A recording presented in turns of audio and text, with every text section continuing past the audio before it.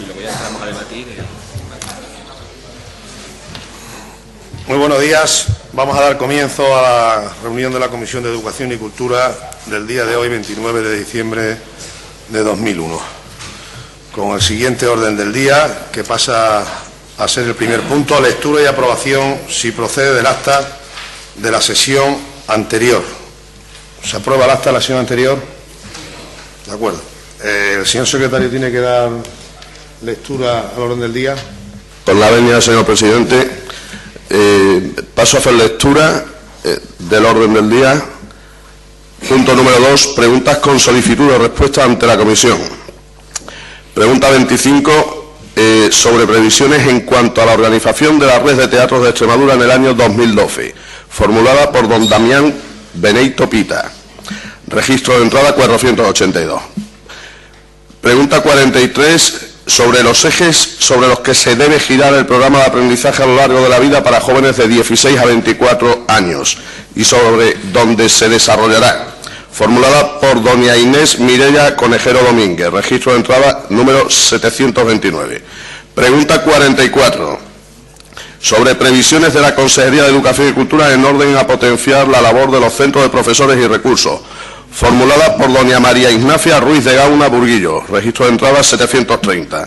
Pregunta 60 sobre las políticas que prevé implementar la Consejería de Educación y Cultura para el fomento de la lectura en Extremadura. Formulada por don Víctor Manuel Casco Ruiz. Registro de entrada 811. Propuestas de impulso ante comisión. Propuesta de impulso ante comisión. 1. Instando a la Consejería de Educación y Cultura a iniciar las gestiones oportunas con la Universidad de Extremadura y el Ayuntamiento de Plasencia con el fin de destinar a uso universitario las antiguas casas militares ubicadas junto al campus de Plasencia. Formulada por la Agrupación de Diputados de Izquierda Unida, Verdes Socialistas Independientes por Extremadura. Registro de entrada 311. 4. Propuestas de pronunciamiento de la Cámara ante comisión. Propuesta de pronunciamiento ante la comisión. 1. Instando al Gobierno de España a declarar a las bibliotecas públicas municipales, autonómicas y nacionales exentas del pago del canon por préstamo bibliotecario y a que solicite la derogación de la Directiva Europea 2006/115/CE, que lo regula. Formulada por la Agrupación de Diputados de Izquierda Unida, Verdes Socialistas Independientes por Extremadura. Registro de entrada 946. Señor presidente. Muchísimas gracias, señor secretario. Pasamos a sustanciar las preguntas con solicitud de respuesta ante la comisión. La pregunta 2.1, pregunta sobre previsiones en cuanto a la organización de la red de teatros de Extremadura en el año 2012, que está formulada por don Damián Beneito Pita. Y antes de nada, pues agradecer la asistencia de los altos cargos de la Consejería de Educación y Cultura para dar respuesta a estas preguntas de solicitud oral. Tiene la palabra el señor don Damián Beneito Pita para formular la pregunta por tiempo de 3 minutos. Muchas gracias, señor presidente. En primer lugar, quiero agradecer la presencia del director general de Promoción Cultural y de la directora de CEMAR para contestar a esta pregunta. Y yo creo que ellos son conscientes que la Red de Teatro de Extremadura es un vehículo, si no el principal, uno de los principales en cuanto a la difusión de las artes escénicas y de la música, y además elemento clave en la subsistencia de las compañías de teatro y de los músicos y los actores. De ahí la pregunta que yo les voy a realizar y que paso a hacerla para que ustedes contesten, porque lo que nos interesa es lo que nos tienen que decir ustedes a nosotros y no lo que tengo que decirles yo a ustedes. La pregunta, como viene especificada, es las previsiones en cuanto a la organización de la red de teatros de Extremadura en el año 2012. ¿Cuáles son esas previsiones y cómo se va a organizar la red de teatros de Extremadura? ¿Cuáles van a ser el presupuesto que va a tener esa red de teatro y en qué, en esa organización, cuál va a ser la intervención de los ayuntamientos? Cómo van a estar organizadas tanto la parte de teatro como la parte de música, la red va a ser abierta, va a ser cerrada, etcétera, etcétera. Es decir, todo aquellos que afecta a la red de teatros. Muchas gracias. Muchísimas gracias, señor Beneito. Para contestar a su pregunta tiene la palabra el excelentísimo señor director general, don José Antonio Agúndez García. Buenos días. Gracias, señor presidente. Gracias también, señor diputado, por darme la oportunidad, con su iniciativa parlamentaria de poder expresarme en la Asamblea de Extremadura, casa de todos los extremeños. Siendo esta la primera vez que intervengo aquí para hablar de una de las materias propias de mi dirección general, he de hacerlo con humildad, pero a la vez con la seguridad que da el bagaje de conocimiento adquirido en estos meses de intenso trabajo. Me gustaría, además, dado que nos encontramos en el umbral de paso de un año a otro, expresarle a todos los miembros de esta comisión, a todos los señores diputados y personal del Parlamento y, por supuesto, a todos nuestros queridos paisanos extremeños, pues mis mejores deseos de que el año 2012 venga cargado de empleo, de prosperidad, de creatividad, también de arte y de cultura. Vamos, sin embargo, a lo que nos ha traído aquí. Para dar respuesta a su pregunta, señor Beneito, bastaría con remitirle al borrador del decreto por el que se establecen las bases para la creación de la Red de Teatro de Extremadura. Como muy bien sabe usted, aunque la Red de Teatro viene funcionando desde hace mucho tiempo, al menos desde el año 1989, prácticamente cuando la comunidad asumió las competencias en el área de cultura, esta actividad no dispone, al día de hoy, de una normativa legal que la ampare y rija. Supongo que en tan largo periodo hubo tiempo de dársela y no acabo de explicarme las razones por qué una estructura tan importante como es la Red de Teatro de Extremadura todavía no la tiene. Lo único que hemos encontrado tras acceder a las tareas de gobierno es un borrador cuya redacción se inició siendo consejera la señora Flores y cuyo texto definitivo quedó cerrado a principios de este año siendo consejera la señora Holgado y siendo usted mismo, señor Beneito, director del Centro de la Música y las Artes Escénicas. Quizás sería usted quien podría explicar a esta comisión por qué no se llevó a Consejo de Gobierno dicho decreto, ni fue publicado en el DOE, ya que contaba con la aprobación por unanimidad de todos los miembros que constituyeron la Mesa de las Artes Escénicas, creadas por ustedes mismos para la elaboración del Plan Director de las Artes Escénicas y de este decreto regulador de la Red de Teatro de Extremadura. En cualquier caso, le diré que, habiendo estudiado el Plan Director, es intención de esta Consejería de Educación y Cultura asumir, mejorándolo, el interesante repertorio de intenciones y objetivos que dicho plan contiene en torno a la actividad escénica en Extremadura. Interesante porque viene del consenso de todo un sector, pues recuerdo, este plan ha sido fruto de la reflexión y el trabajo de una mesa de coordinación integrada por numerosísimos agentes implicados y que fue constituida en el año 2008. También le diré que es intención de esta consejería, a propuesta de mi dirección general, llevar el decreto que regule la red de teatro al Consejo de Gobierno más pronto que tarde, es decir, hacer lo que ustedes olvidaron o no quisieron hacer.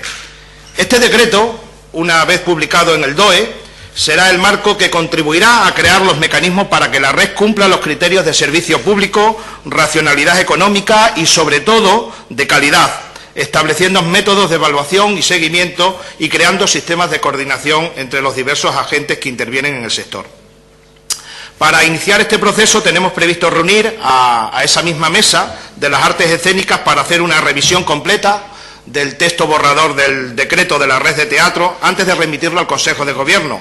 Y para ello, y en aras a conseguir la mayor participación y consenso posible, vamos a solicitar en breve a la CEMPEX el nombramiento de 3 representantes, uno por cada partido político de los 3 que tienen gobiernos municipales, el Partido Popular Extremadura Unida, Partido Socialista Obrero Español e Izquierda Unida, para que todos tengan cabida y voz en esa mesa. Sentadas estas premisas, la Consejería va a hacer realidad lo que ustedes dejaron guardado en un cajón, un texto que es el resultado de muchas horas de trabajo de los representantes de todos los sectores implicados en la red. La propia Consejería, los ayuntamientos, las asociaciones de compañías y de actores, de gestores culturales, de teatro amateur, de programadores, etcétera, etcétera, porque todos estuvieron representados efectivamente en esa mesa. Un texto consensuado que dará impulso a las artes escénicas y la música en nuestra región, un texto que contribuirá a potenciar la capacidad productiva de las industrias vinculadas a las mismas con el consiguiente mantenimiento y creación de puestos de trabajo y finalmente un texto que nos permita seguir trabajando en la adecuación de los espacios y las infraestructuras escénicas de Extremadura.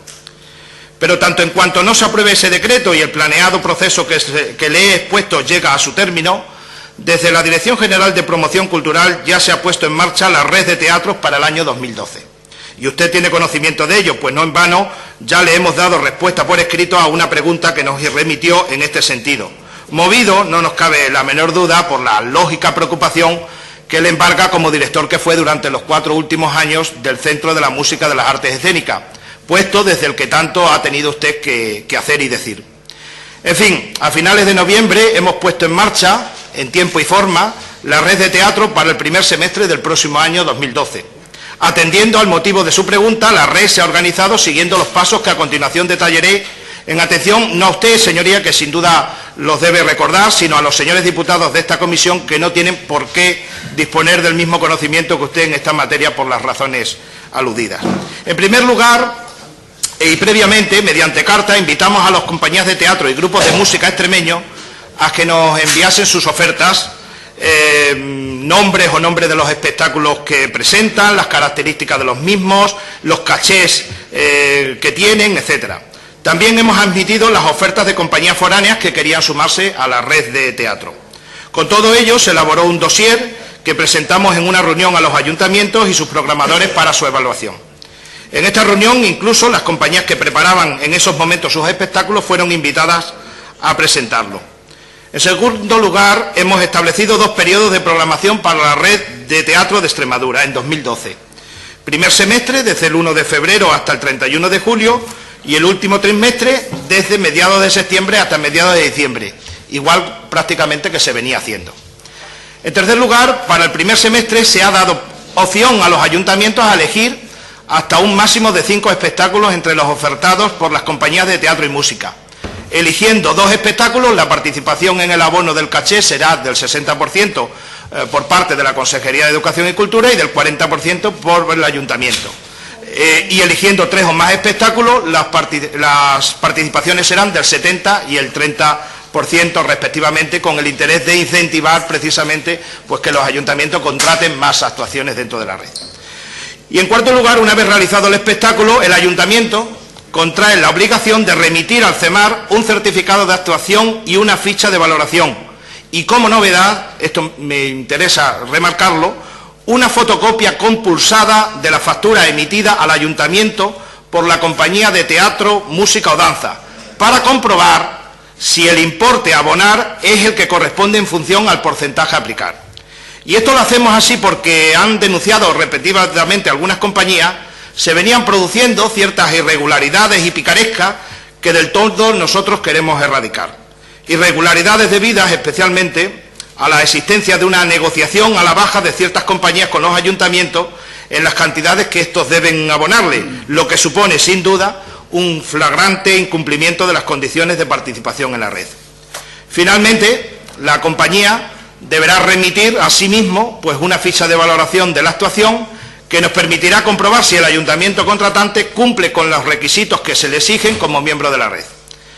Este trabajo ya está hecho, señor Benito. No sé si esto da respuesta a su pregunta, yo espero que sí, pero si le queda alguna duda o alguna preocupación, si considera que hemos dejado por hacer algo que usted mismo haya hecho en convocatorias anteriores, pues estoy dispuesto a escucharle y a tomar buena nota de su indudable experiencia en esta materia. Estoy seguro que a ambos nos mueve lo mejor para el buen funcionamiento de la red de teatro de Extremadura. Nada más, muchas gracias. Muchísimas gracias, señor director general. Para la réplica, por tiempo de 5 minutos, tiene la palabra el señor Benito Pita. Muchas gracias, señor director general. Le agradezco sus explicaciones y me gustaría, pues, incidir en algunas cosas que yo creo que han quedado un poco en el tintero. Es decir, está claro que ese decreto quedó en un cajón, como usted dice. Las razones no eran competencia del director del Centro de las Artes Escénicas y de la Música. Las competencias eran de mucho más arriba, con lo cual es verdad que durante 4 años hubo que hacer, y la directora del CEMAR es consciente de ello, hubo que hacer, a partir de esa mesa de las artes escénicas y del plan director, hubo que hacer un trabajo que era previo a ese decreto y que lógicamente nos ocupó bastante tiempo de la legislatura. Pero bueno, eso no es el caso es que ustedes gobiernan ahora y ustedes son los que tienen que dar las explicaciones, no yo de lo que se hizo en tiempos anteriores. Lo que sí que me gustaría es que, pues me dijeran que para esta red de teatro lógicamente hacen falta recursos. La preocupación de las compañías de teatro, no la preocupación mía, y la de mi grupo, que también la tenemos, pero yo tengo aquí las compañías de teatro, un escrito donde ellos están preocupados porque quieren ver, bueno, cuál es el presupuesto que se va a dedicar a la red de teatros de Extremadura en el 2012, teniendo en cuenta que la subsistencia de las compañías, como usted ha dicho antes, la creación de puestos de trabajo, la creación de trabajo y demás compañías, incluso profesionales, y además, y sin olvidarnos de la música, que también, lógicamente, tiene su partida aquí, pues, bueno, están preocupados porque no saben hasta dónde se va a llegar con el presupuesto. El presupuesto que ustedes han presentado a la Asamblea de Extremadura habla de unas cantidades genéricas donde no se especifica realmente qué dinero se va a aplicar a Barret de Teatros.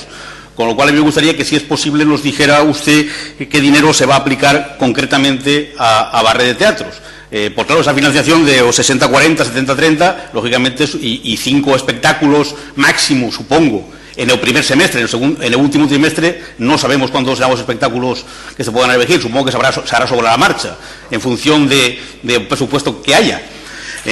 Por otro lado, pues también me gustaría pues que me dijera si va a haber alguna comisión de valoración de los espectáculos, con el fin de que bueno, procuremos que sea de la máxima calidad todo lo que se lleva a los ayuntamientos de que forman parte de Barret. Y yo creo que en sucesivas, a lo largo del año, en sucesivas comparecencias, pues ya podremos ahondar más en ese decreto que ustedes van a llevar al Gobierno, y que yo espero que cuanto antes llegue, porque estoy de acuerdo con usted. Es muy importante que haya un decreto que regule Barret de Teatro de Extremadura, totalmente de acuerdo con usted, y espero que cuanto antes se haga. Les hemos dejado, yo creo que bastante trabajo hecho, en cuanto por lo menos al decreto se refiere, y creo que eso les puede servir a ustedes como documento, a pesar de que tienen todo el derecho del mundo a hacer las modificaciones que crean convenientes, pero creo que les puede servir como documento base para que esto pueda salir. Y ya que nosotros, pues al final, por diversas razones no fuimos capaces de sacarlo, pues espero que ahora ustedes sí lo lleven adelante. Nada más. Muchísimas gracias, señor Benito. Para cerrar ya este turno del debate de esta pregunta, tiene la palabra por 5 minutos señor don José Antonio Agúndez García. Gracias, señor Benito, por sus amables sugerencias. Reconozco en ellas su interés y su conocimiento del tema.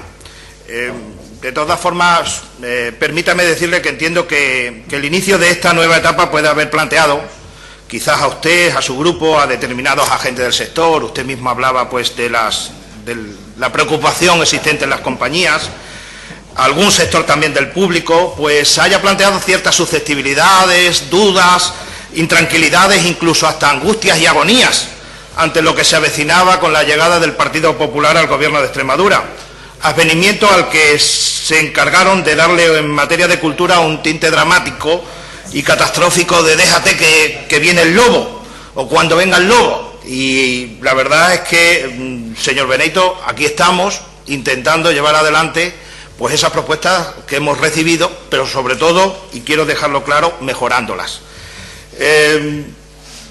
Nos toca ahora buscar soluciones de futuro para salvar algunos de los proyectos culturales de referencia cuya crítica situación usted muy bien conoce, por venir arrastrada desde lejos, proyectos que se encuentran desde luego al borde de la insostenibilidad, si no de la extinción. Como se está demostrando, señoría, nunca pensamos, al menos ni mi consejera ni yo como responsable de este área, entrar en las tareas de gobierno como elefante en cacharrería, desmantelándolo todo, arrasándolo todo, como así algunos hubieran pensado o a algunos les hubiera gustado. Todo lo contrario, como ve, hemos comenzado apoyando el trabajo realizado en torno al Plan Director de las Artes Escénicas. Le damos nuestra enhorabuena por ese trabajo hecho.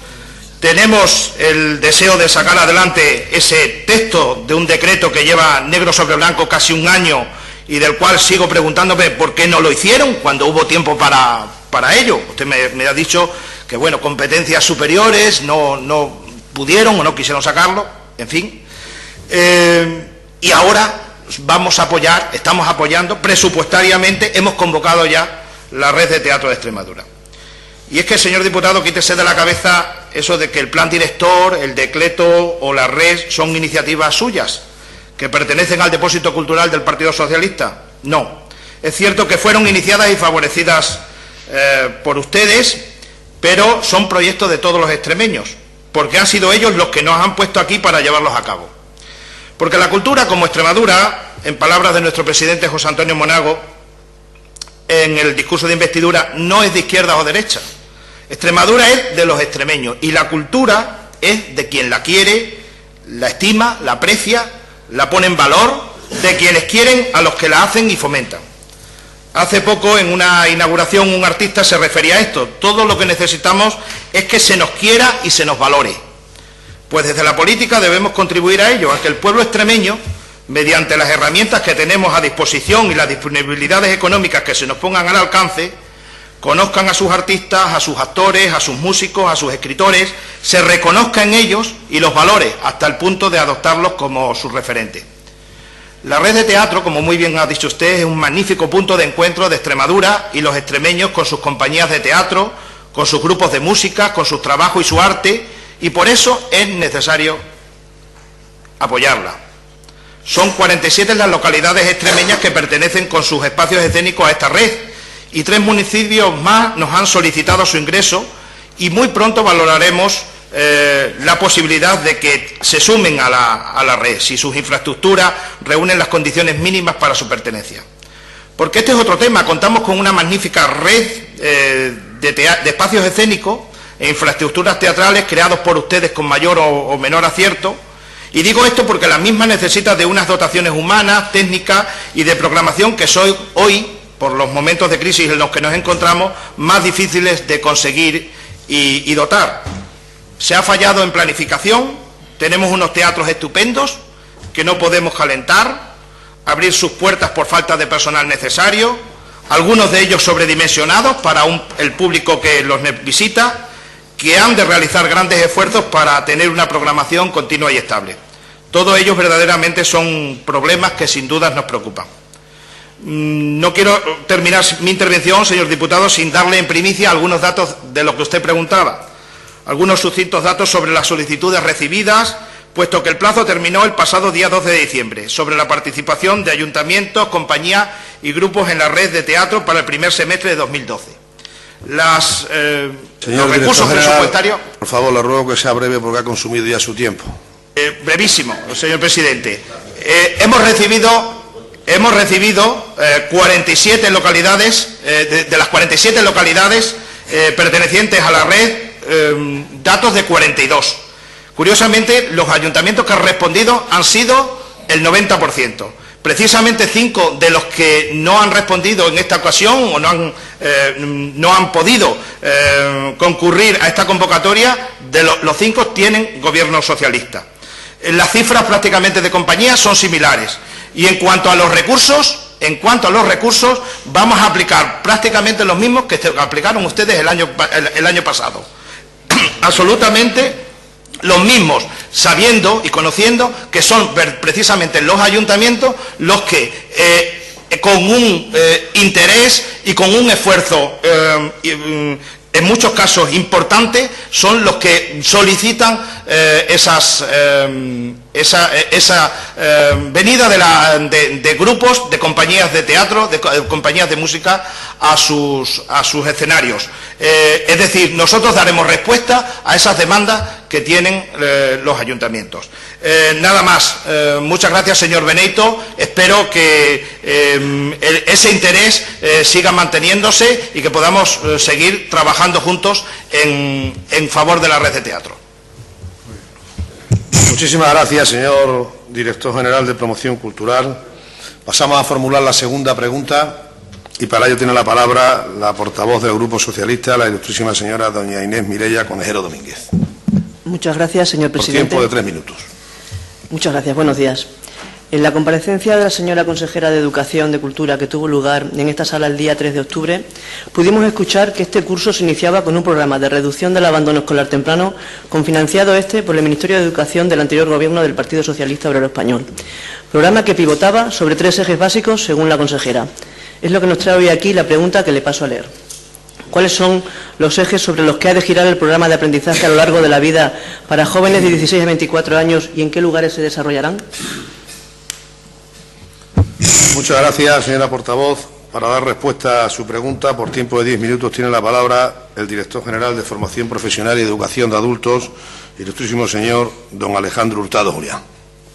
Buenos días, señor presidente de la Comisión, miembros de la mesa, señores diputados, señoras diputadas de los distintos grupos. Comparezco ante esta comisión a petición de la excelentísima diputada del Grupo Socialista, doña Inés Mireia Conejero Domínguez, a fin de dar satisfacción a su pregunta sobre qué ejes ha de girar los programas de aprendizaje a lo largo de la vida para jóvenes de 16 a 24 años y en qué lugares se desarrollarán. De entrada, debo confesar que la pregunta me confunde un tanto, a expensas de que posteriormente la interpelante me lo aclare, ya que si hemos de hablar de aprendizaje a lo largo de la vida, me parece un tanto desesperanzador cercenarlo a los 24 años. Entre las muchas acepciones que tiene la educación permanente de alumnos, parece que priva la de Faure, que dice que ésta va desde la cuna a la tumba. Por eso yo intentaré exponer medidas y ejes sobre los que trabajaremos en base al aprendizaje a lo largo de la vida. No es menos cierto que la Ley de Educación de Extremadura hace un inciso iniciador. Habla de, entendemos por educación de adultos, supongo que es, señora diputada, a lo que usted se refiere, aquella que comienza a partir de los 18 años y excepcionalmente a partir de los 16, pero eso sí, eso bien, siempre sin límites.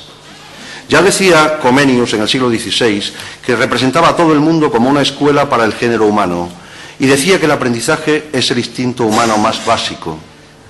Y aunque no estoy muy a favor de tanta cita y de las citas chinas, que parece que toda la verdad la acumularon, pero bien es cierto que decía Quanzhou en el siglo III, cuando planifiques un año, siembra, cuando planifiques una década, planta árboles, y cuando planifiques una vida, forma y educa a los hombres. Dando por seguro este aserto, expondré los 3 o 4 ejes sobre los que vamos a hacer girar el aprendizaje a lo largo de la vida. El primer eje sería el aprendizaje permanente.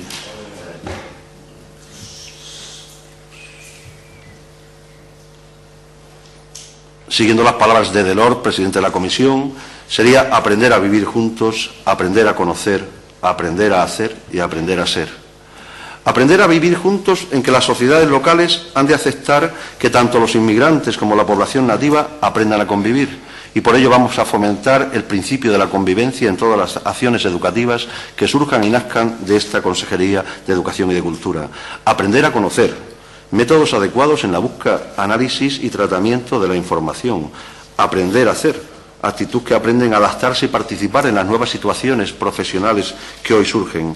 Y aprender a ser, dotar a los que aprenden de un acervo suficiente de los métodos que le permitan hacerse protagonistas y responsables de su propio aprendizaje. En otras palabras, hablamos de competencias básicas. Ese nuevo elemento del currículum que, como bien cita el artículo 6 de la Ley Orgánica de Educación 2/2006 de 3 de mayo, dice que está compuesto por 5 elementos: objetivos, contenidos, metodología, criterio de evaluación y competencias básicas. Elemento añadido y aportado por la Unión Europea y que tiene como fundamentación básica que la persona sea competente para moverse libremente por un mercado global cada día más cambiante. El segundo eje sería trabajar bajo unos determinados principios. Y desde luego el primer principio sería el reconocido en la Declaración Universal de los Derechos Humanos, aprobada por todas las naciones democráticas de la Tierra, que en su artículo 26 dice que toda persona tiene derecho a la educación. Esta debe ser gratuita, al menos en lo concerniente a la instrucción elemental y fundamental. La educación tendrá por objeto el pleno desarrollo de la personalidad humana. Dicho esto, mi primer principio será que todo individuo debe tener la posibilidad de aprender durante su vida entera. El segundo principio, que la educación debe ser dispensada y adquirida por una multitud de medios. Lo importante no será el camino, sino el destino. El tercer principio, que un sistema educativo global debe facilitar la movilidad vertical y horizontal, hoy tan necesaria en el mundo sociolaboral. El cuarto principio, en lo concerniente a la preparación para el trabajo y la vida activa, la educación debe tener por finalidad no solo formar a los jóvenes en una profesión determinada, sino formarlos en habilidades y destrezas genéricas. Yo lo diría con otras palabras, señora diputada, necesitamos no discos grabados, sino discos regrabables. El quinto principio, la noción de educación permanente en el sentido pleno del término. Usted me hablaba de los 16 a los 24, que es un sector y un colectivo tristemente de moda, desde el propio ámbito laboral. Ya no se habla solo de menores de 30, mayores de 45, parados de larga duración, sino también de un sector 16 a 24. Pero corresponde y compete al ámbito laboral. En el ámbito educativo, 16 a 24 no deja de ser más que un grupo más de personas con necesidades educativas a los cuales atendemos o bien dentro del sistema ordinario o bien dentro del sistema de la educación para adultos. Y el sexto y último principio sería que en la edad adulta es de especial importancia el reciclaje y la formación para el empleo. Por tanto, pretendemos que toda nuestra formación esté orientada hacia el empleo. El tercer eje, señora diputada, serían unos contenidos. Primero, que abarque toda la vida del individuo, como le decía antes, de la cuna a la tumba, y no solamente por los centros educativos formales, es decir, la escuela, los centros de secundaria, la universidad, sino también por los ayuntamientos, por las bibliotecas, por las ONGs, por los museos, por las mancomunidades, que incluya todo tipo de formación, básica, general, tecnológica, profesional, que utilice los mejores medios y que tenga por objeto la planificación y la gestión del propio aprendizaje. Y el cuarto eje, si me lo permite, sería el establecimiento de un proyecto con 3 líneas de actuación. Y ya finalizo. Estas líneas de actuación sería, primero, desarrollar estrategias, que es lo que hacemos, que permitan a los alumnos asistir a cursos presenciales, que vayan progresivamente haciéndose demandantes de esta propia educación. La segunda línea, desarrollo de planes educativos explotando en grado óptimo las tecnologías de la información y la comunicación, que nunca han de ser finalistas, sino un recurso necesario, pero no único. Y tercero, la cooperación con las autoridades locales para transformar la ciudad en una auténtica ciudad educadora. Por ello, en nuestra programación de ayudas para el aprendizaje a lo largo de la vida intervienen los ayuntamientos, las mancomunidades y las entidades sin ánimo de lucro. La segunda parte de su pregunta era en qué lugares se desarrollará.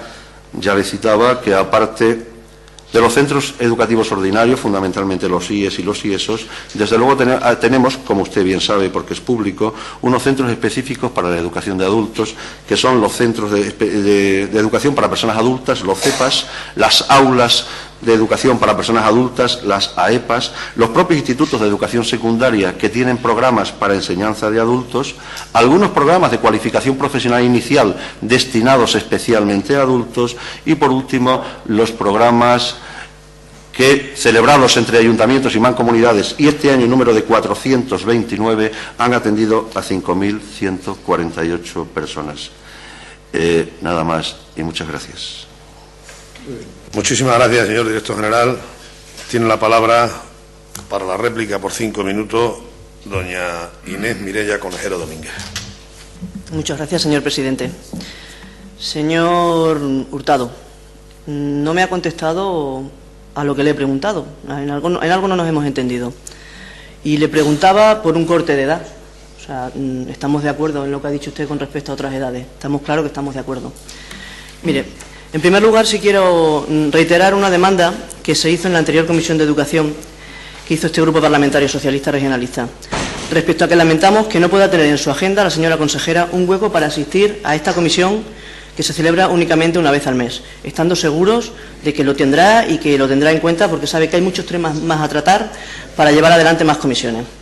Pasando a la enjundia de la pregunta, mire usted, señor Hurtado, a este grupo parlamentario le preocupa mucho el fracaso y el abandono escolar, y para ello el anterior gobierno del PSOE realizó grandes esfuerzos. Decía la señora consejera en su comparecencia, que es a lo que nos hemos limitado, a los 16-24 años, que ella fue la que más pautó su comparecencia en esas edades, que cuando se le hizo el traspaso de las competencias de la consejería, las cifras del fracaso y el abandono escolar eran demoledoras en Extremadura. Mire, cuando el gobierno del PSOE recibió las transferencias de educación de manos del Partido Popular en el año 2000, la tasa era de un 12% por encima de la media nacional. Voy a pasar a leer la última noticia de la educación y el fracaso escolar en Extremadura de hace escasos meses. Extremadura es la comunidad autónoma española que más redujo su índice de fracaso escolar en la enseñanza obligatoria entre los cursos 2004-2009, en los que bajó 9,2 puntos, duplicando así casi la media nacional.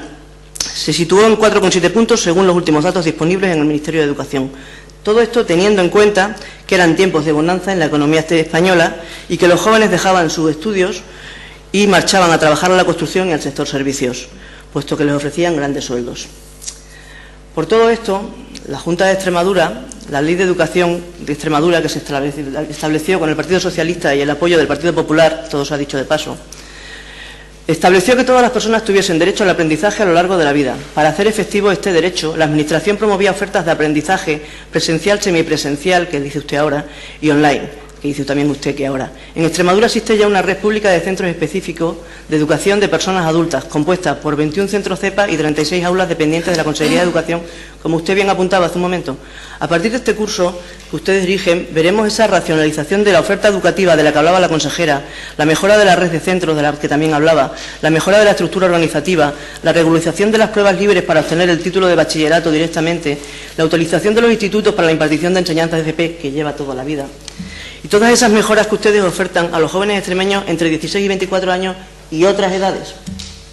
Nosotros desde el Grupo Parlamentario Socialista Regionalista PRESCRE les apoyaremos a ustedes en todas estas líneas.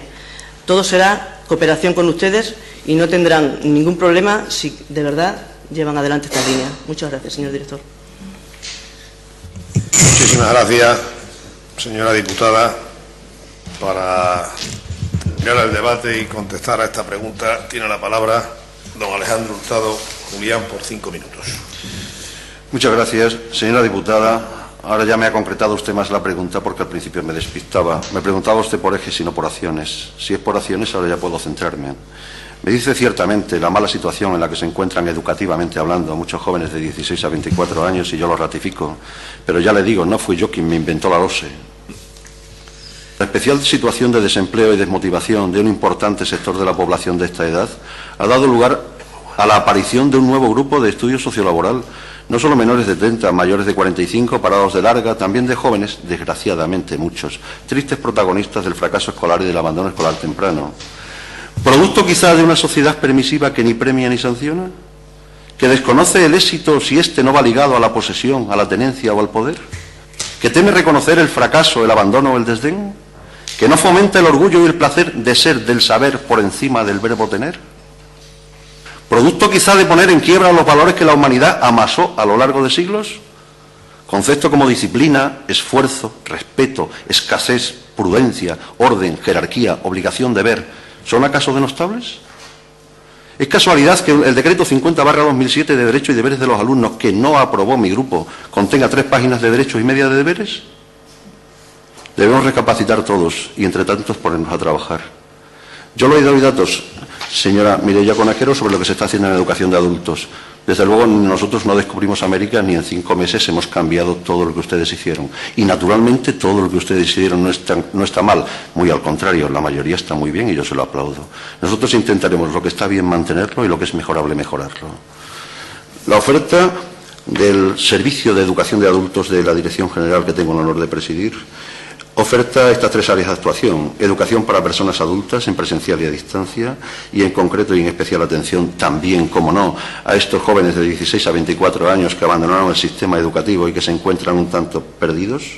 Pruebas libres para la obtención de títulos, graduado en ESO, técnicos en educación superior y técnicos superiores, en formación profesional y colaboración con otras entidades públicas y privadas a través de la ayuda para el establecimiento de programas de aprendizaje a lo largo de la vida. Tenemos implantado todas las enseñanzas del sistema educativo. Bien, es cierto que ya estaban. Enseñanzas iniciales de alfabetización, enseñanza de educación secundaria obligatoria, bachillerato y formación profesional, así como cursos de preparación para pruebas de acceso a ciclos formativos, que ahora, como novedad, si se supera, será bastante para ingresar en los mismos sin necesidad de hacer una prueba al efecto.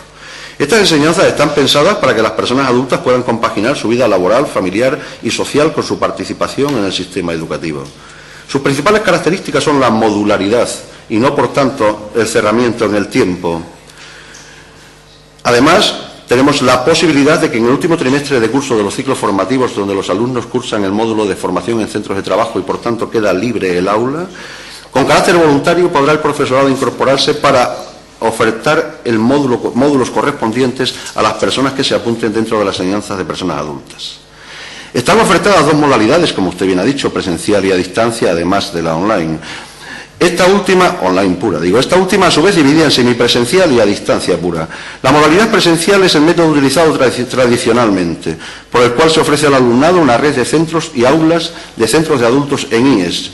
Efectivamente, puedo darle datos de que tenemos 21 cepas, 13 en Badajoz y 8 en Cáceres, 36 aulas, 18 en Badajoz y 18 en Cáceres, y 21 institutos, 15 en Badajoz y 6 en Cáceres, que imparten enseñanza semipresencial y a distancia.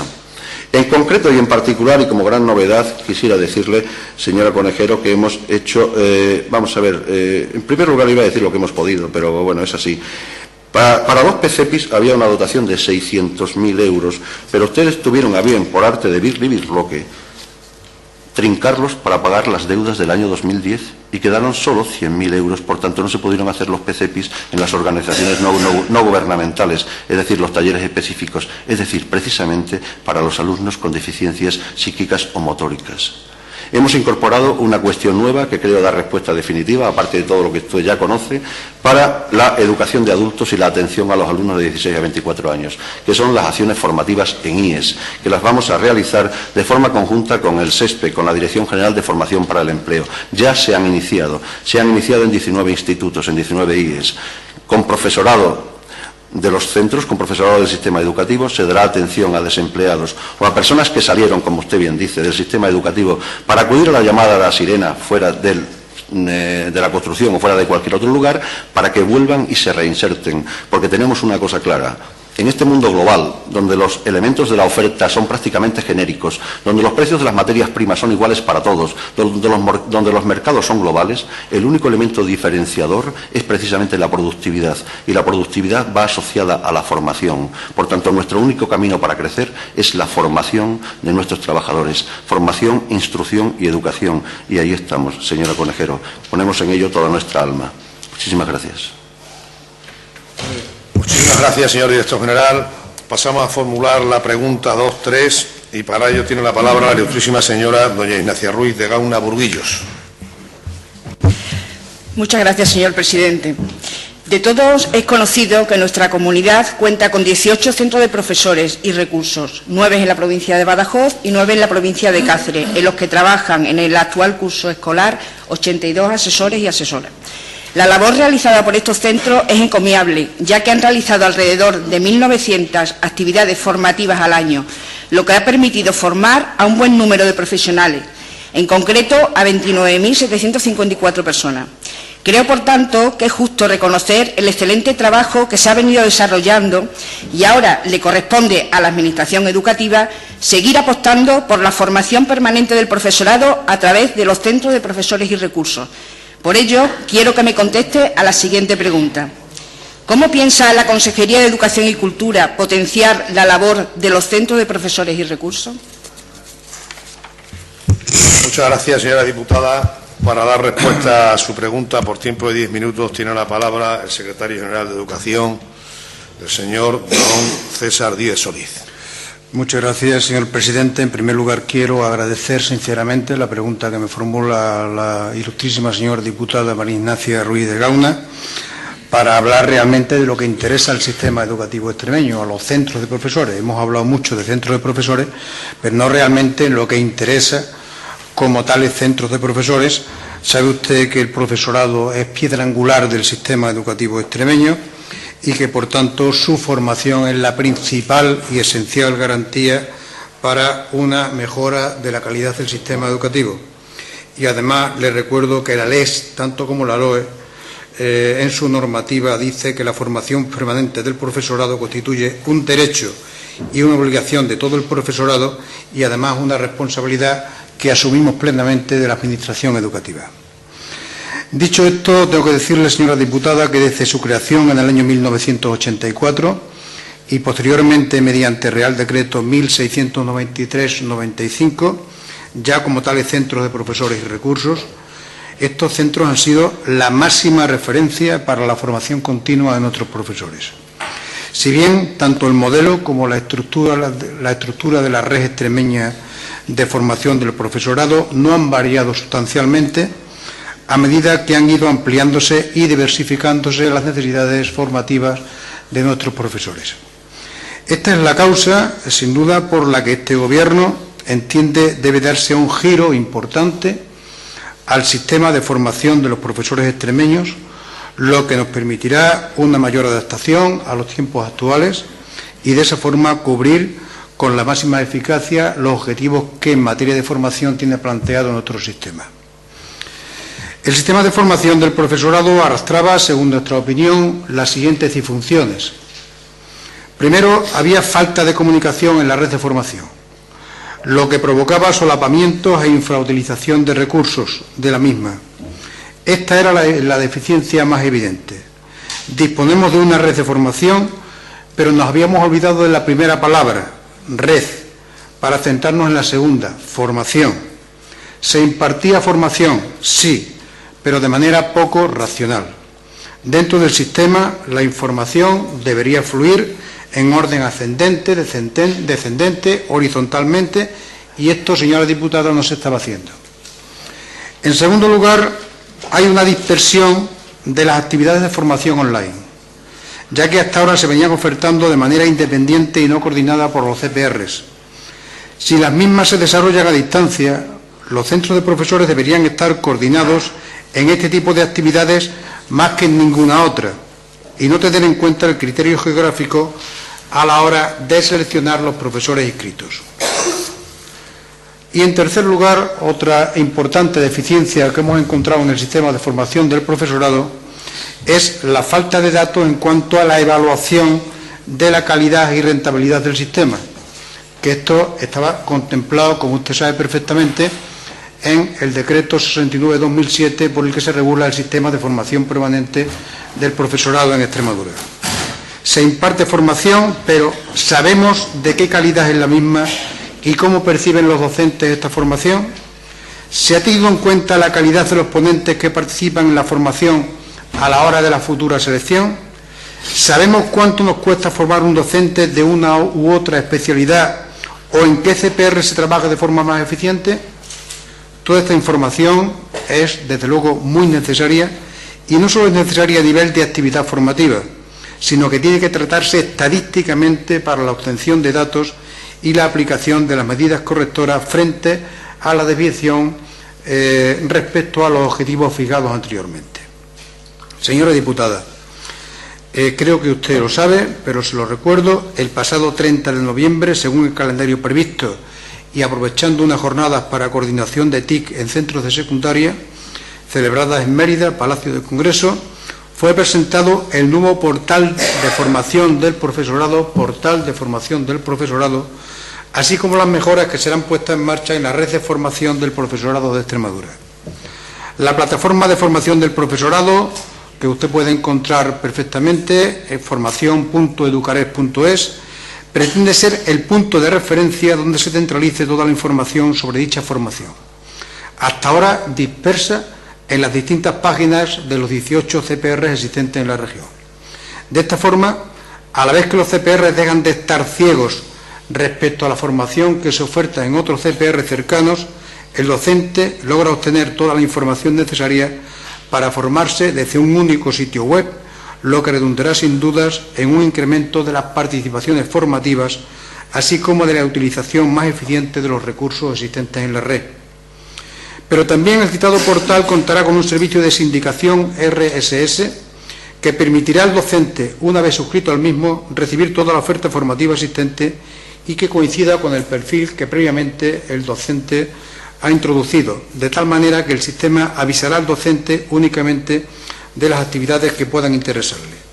Y desde este portal, con las mismas claves que se usan en Rayuela, el docente tiene acceso además a su historial formativo, cosa que hasta ahora no se estaba haciendo, a todos aquellos procesos o convocatorias formativas en los que participe. Además de todo lo dicho anteriormente, el portal está provisto de una plataforma de formación online en la que se tiene previsto publicar una oferta variada y numerosa de cursos previamente validados por un equipo de expertos en formación online, lo que facilitará en gran medida la formación para aquellos docentes que por diversas circunstancias tengan dificultades de participar en las diferentes ofertas presenciales. El primer lanzamiento de estos cursos está previsto para mediados o finales de enero y está suponiendo un importante esfuerzo, tanto en recursos humanos como materiales, del que esperamos obtener los mejores resultados. Con la puesta en marcha de esta plataforma, señora diputada, conseguiremos una orientación de nuestros usuarios cada vez mayor, ya que la oferta será continua y se trabajará a la demanda, es decir, cuando haya el número suficiente de docentes prescritos en la actividad. Conseguiremos además una mayor eficiencia económica en el desarrollo de la actividad y una optimización de los recursos disponibles, ya que la gestión de la actividad podrá ser asignada al CPR que en cada momento se encuentre con menor grado de actividad. Por último, en cuanto a la evaluación, la calidad y la rentabilidad, se tiene previsto, y ya se está trabajando en ello, para que durante el tercer trimestre del curso se ponga en marcha un sistema de evaluación de la formación, tanto presencial como a distancia. Serán los propios docentes quienes, una vez terminada cada actividad formativa, valorarán la calidad de la misma, permitiendo en este sentido tener una idea clara e información de primera mano de la calidad percibida por los destinatarios de dicha formación. Esta evaluación provocará un flujo de información que permitirá la mejor selección de los ponentes y las temáticas más adecuadas a las necesidades reales de formación de nuestros docentes. En definitiva, señora diputada, señoras y señores diputados, el objetivo último de estas medidas, de estas nuevas medidas, es el de incrementar la calidad de la formación que se imparta en la red de formación del profesorado y conseguir hacerlo con el mejor coste relativo posible. Nada más y muchas gracias, señor presidente. Muchas gracias, señor secretario general. Tiene la palabra por un turno de réplica de 5 minutos doña Ignacia Ruiz de Gauna Burguillos. Muchas gracias. El curso 2011-2012 comenzó con importantes novedades en los 18 centros de profesores y recursos de la región. Y me refiero al cese y posterior nombramiento, por cierto, no exento de polémica, de alrededor del 50% de los asesores que trabajan en esos centros. No voy a insistir en este tema porque ya tuvimos ocasión de hablar de ello en la Comisión de Educación del 14 de noviembre. Ahora ya tenemos a los asesores trabajando en los CPR, pero ahora falta por definir el Plan Regional de Formación del Profesorado 2011-2012. Ha pasado ya un trimestre del curso escolar y todavía este plan no se conoce. Ya me ha hablado usted del portal de formación del profesorado y dentro de ese portal, bueno, pues nos ha relatado usted que los profesores van a poder consultar su historial formativo, van a poder buscar actividades en la red, inscribirse en las actividades a través de ese mismo portal. Y también nos ha hablado de esa plataforma de educación a distancia que usted se ha comprometido a que a finales de enero va a empezar a funcionar. Y también en ese portal también nos ha relatado usted que va a ser posible hacer la evaluación recibida, una evaluación de la calidad y también de la rentabilidad de la formación. Bueno, analizando todas estas cuestiones previas, se pueden obtener las siguientes evidencias. Se ha reducido el número de asesores de los centros de profesores y recursos. El Plan Regional de Formación del Profesorado 2011-2012 no existe o no se conoce.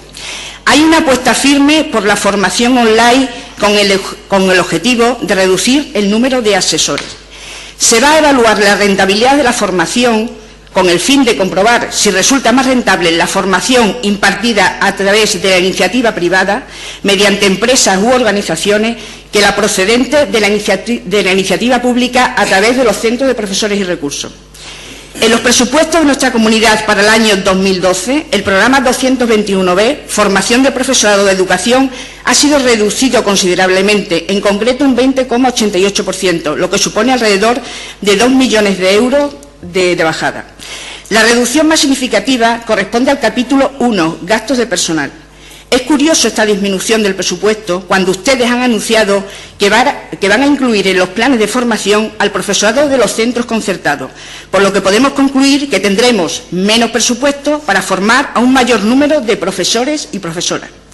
En la memoria de objetivos, actuaciones e indicadores de la Consejería de Educación y Cultura aumentan las actividades formativas por convenios suscritos con las organizaciones sindicales, propiciando de esta manera la reducción de la formación a través de los centros de profesores y recursos.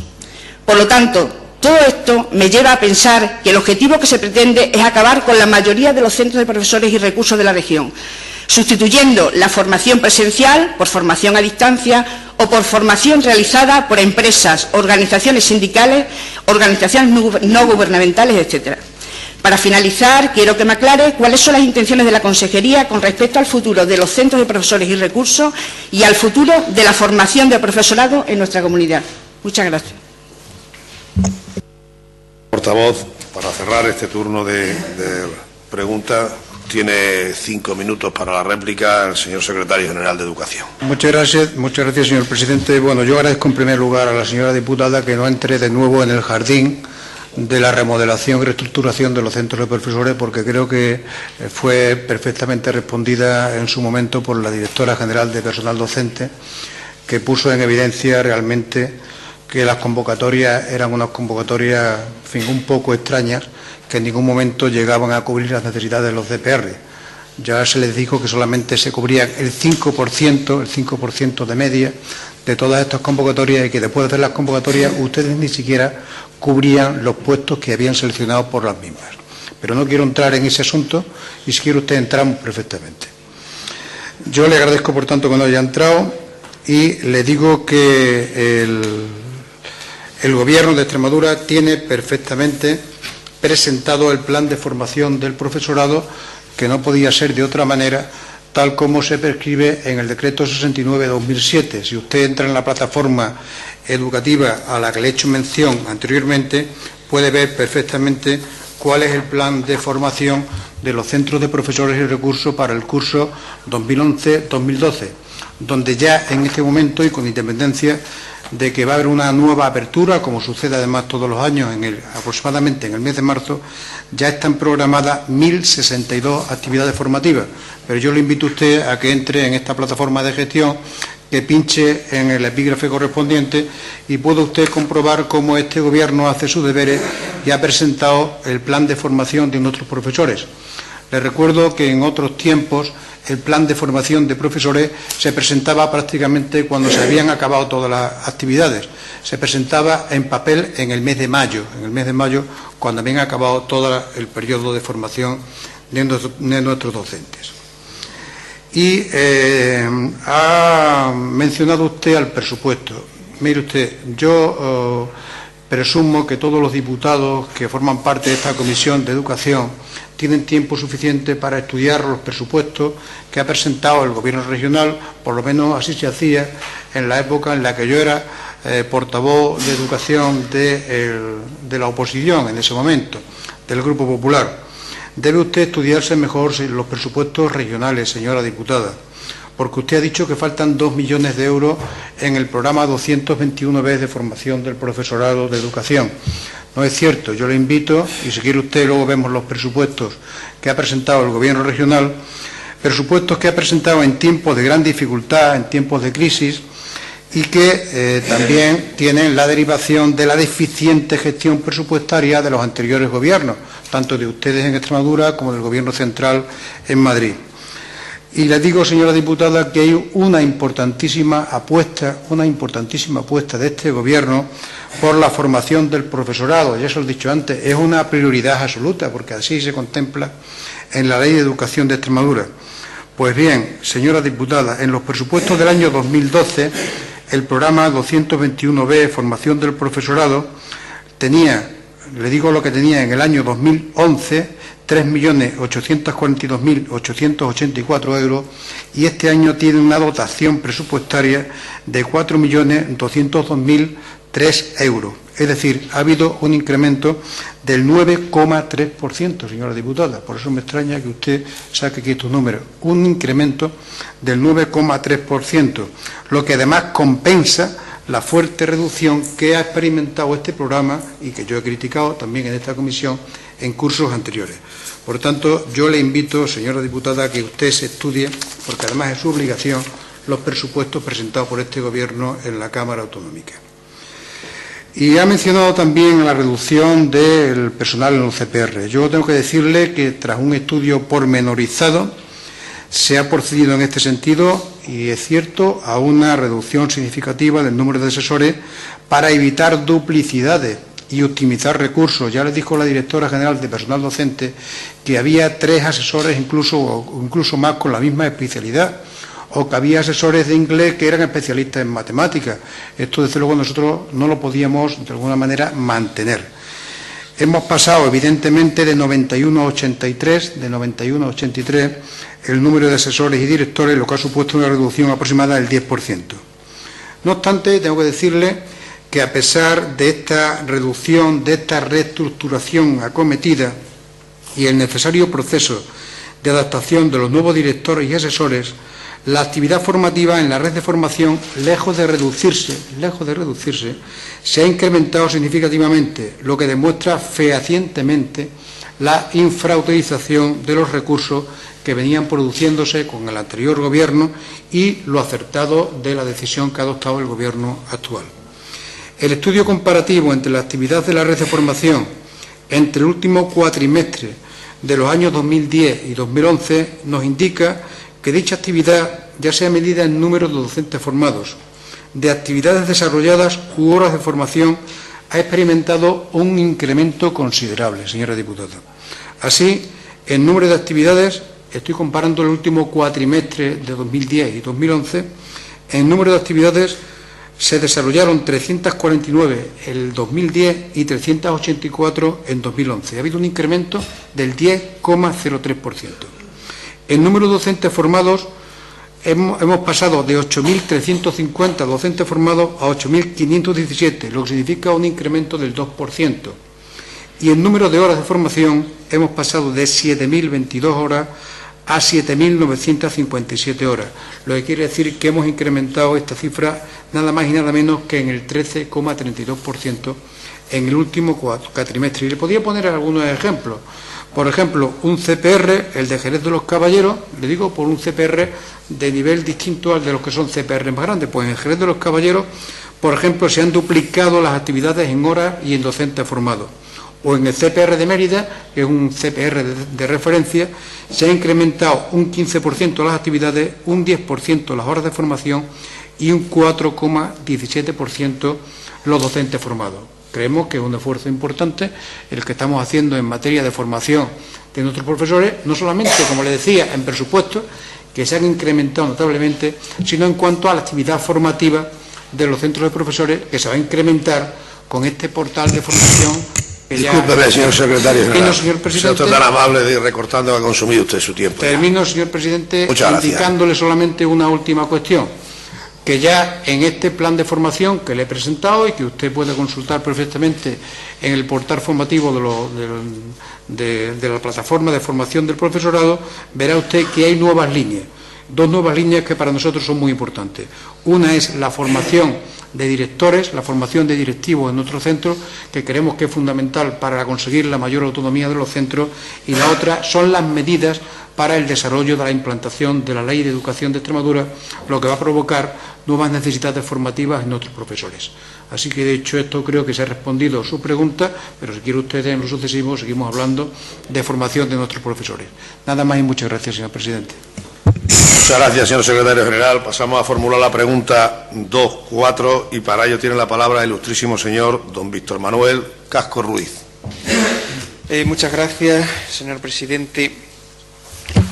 Cuando Bartolomé Cosío estaba presentando las misiones pedagógicas, el plan de creación de bibliotecas en los pueblos y, en general, todo el programa educativo de la Segunda República de animación al fomento de la lectura, decía: no nos es suficiente con que los hombres y mujeres sepan leer, que nunca es bastante, sino que queremos que ansíen a leer.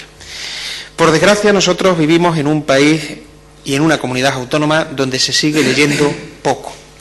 El viejo sueño de Bartolomé Cosío, o de tanta gente que en Extremadura y en España han hecho mucho por las bibliotecas y la lectura, sigue sin alcanzar a la mayoría, al conjunto de la población. Tenemos bajos índices de lectura, el 50% de la población, pero el 50% de la población, grosso modo, donde se puede incluir desde el lector habitual y diario al lector ocasional, que coge una revista, un periódico, un libro cada 3 meses.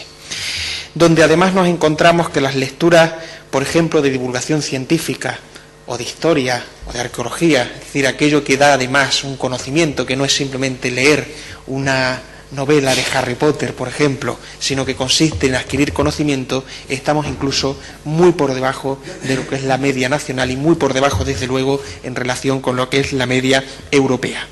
Cuando en el siglo XIX las grandes naciones como Inglaterra y Francia terminaban ese siglo con una población lectora en torno al 40, 50, 60%, mejor dicho, una población que sabía leer y escribir, nosotros inaugurábamos el siglo XX con una tasa de analfabetismo en torno al 80%. Y así seguimos. No en la tasa de alfabetismo, pero sí en el retraso respecto al resto de naciones europeas en cuanto a la lectura. En los presupuestos que se nos ha presentado se consignan 716.964 euros, que es la misma cantidad que se consignaba en la Ley de Presupuestos de 2011, en programas de animación a la lectura, en mejora del servicio público de bibliotecas y de agencias de lectura y de actividades de animación a la lectura. Se pueden incluir también otras partidas, como es lo que afecta al plan de dinamización de bibliotecas, a la implantación del Libres y algunas otras que son susceptibles de usarse para el fomento de la lectura en Extremadura.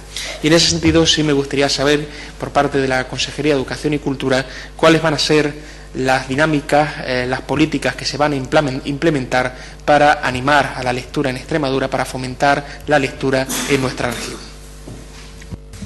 Muchas gracias, don Víctor Manuel. Para dar respuesta a esta pregunta tiene la palabra por tiempo de 10 minutos el director general de Promoción Cultural, el señor don José Antonio Agunde García. Señor diputado, desde luego me alegra particularmente que, como director general de Promoción Cultural, el interés que el señor diputado don Víctor Manuel Casco muestra por conocer las políticas que este Gobierno tendrá respecto al fomento de la lectura. Políticas que, por otra parte, ya fueron anunciadas por la consejera Trinidad Nogales en su comparecencia el 28 de septiembre pasado ante esta misma Comisión de Educación y Cultura, y en la que se expusieron las líneas generales que esta consejería va a tener en el periodo legislativo en el que nos encontramos. Líneas que poco a poco iremos definiendo en acciones y medidas, pero que entendemos todas parten de la potencialización del uso de las bibliotecas como instrumentos vivos de la cultura y núcleos de dinamización y participación ciudadana. En este sentido, retomo las palabras de la consejera en aquella intervención, cuando decía que será la red de centros bibliotecarios la que canalice en buena medida los programas de actuación en materia de fomento de la lectura, tendentes a reforzar el funcionamiento de la red de clubes de lectura, incrementar los índices de lectura de nuestra región, que efectivamente es una asignatura pendiente, y a conformar un entramado de agentes en pro de la lectura. Permítame, señor diputado, que conteste a su pregunta de una manera muy concisa. Las políticas que prevé implementar la Consejería de Educación y Cultura para el fomento de la lectura en Extremadura parten necesariamente de iniciativas y medidas ya existentes con la pretensión de adaptarlas a los tiempos y circunstancias, desarrollarlas y mejorarlas, haciéndolas más eficaces y justas. Entendemos la lectura, espero que el señor diputado lo comparta conmigo, como uno de los pilares del desarrollo educativo y cultural de nuestra sociedad. Su hábito constituye uno de los motores fundamentales para acrecentar el valor social de las personas y la hace más partícipe y reflexiva. Por ello, no podemos contemplar los amplísimos procesos que inciden en la protección, avance y fomento de la lectura más que desde una perspectiva de seguimiento y de continuidad. Continuidad porque pensamos que los mejores frutos en materia lectora han de lograrse si perseveramos en las directrices básicas ya trazadas, en el respeto e impulso a las líneas esenciales de actuación llevadas a cabo por equipos humanos de reconocida profesionalidad y capacidad de trabajo, y en la mejor utilización y puesta a punto de los recursos técnicos a nuestro alcance, como son pues una magnífica red de bibliotecas escolares y públicas, importantes fondos bibliográficos o avanzados instrumentos y contenidos tecnológicos y digitales. Y continuidad porque para nosotros el proceso educativo y cultural es un proceso unitario, continuo, que debe estar dirigido hacia todos los segmentos de población y de edad. Educación y cultura deben ir siempre de la mano en la formación integral de las personas, pues educación y cultura son términos, como muy bien apreció también la consejera en aquella misma comparecencia, que tienen que ver, si descendemos a la raíz etimológica latina, con hacer crecer. Efectivamente, la lectura como herramienta fundamental de la educación y la cultura nos hace crecer. De ahí que el compromiso institucional con la lectura, que se inicia en la escuela, debe acompañar al individuo en todo el proceso vital. Permítanme, pues, señoría, que realice mi exposición sobre las políticas que seguimos en materia de fomento de la lectura desde dos niveles. Por una parte, les pondré brevemente, como los tiempos aconsejan, un resumen de las iniciativas de esta consejería, que no olvidemos es, como lo es esta Comisión de Educación y Cultura, sobre las bibliotecas escolares y el fomento de la lectura desde el sistema educativo, iniciativas que lógicamente se gestionan desde educación.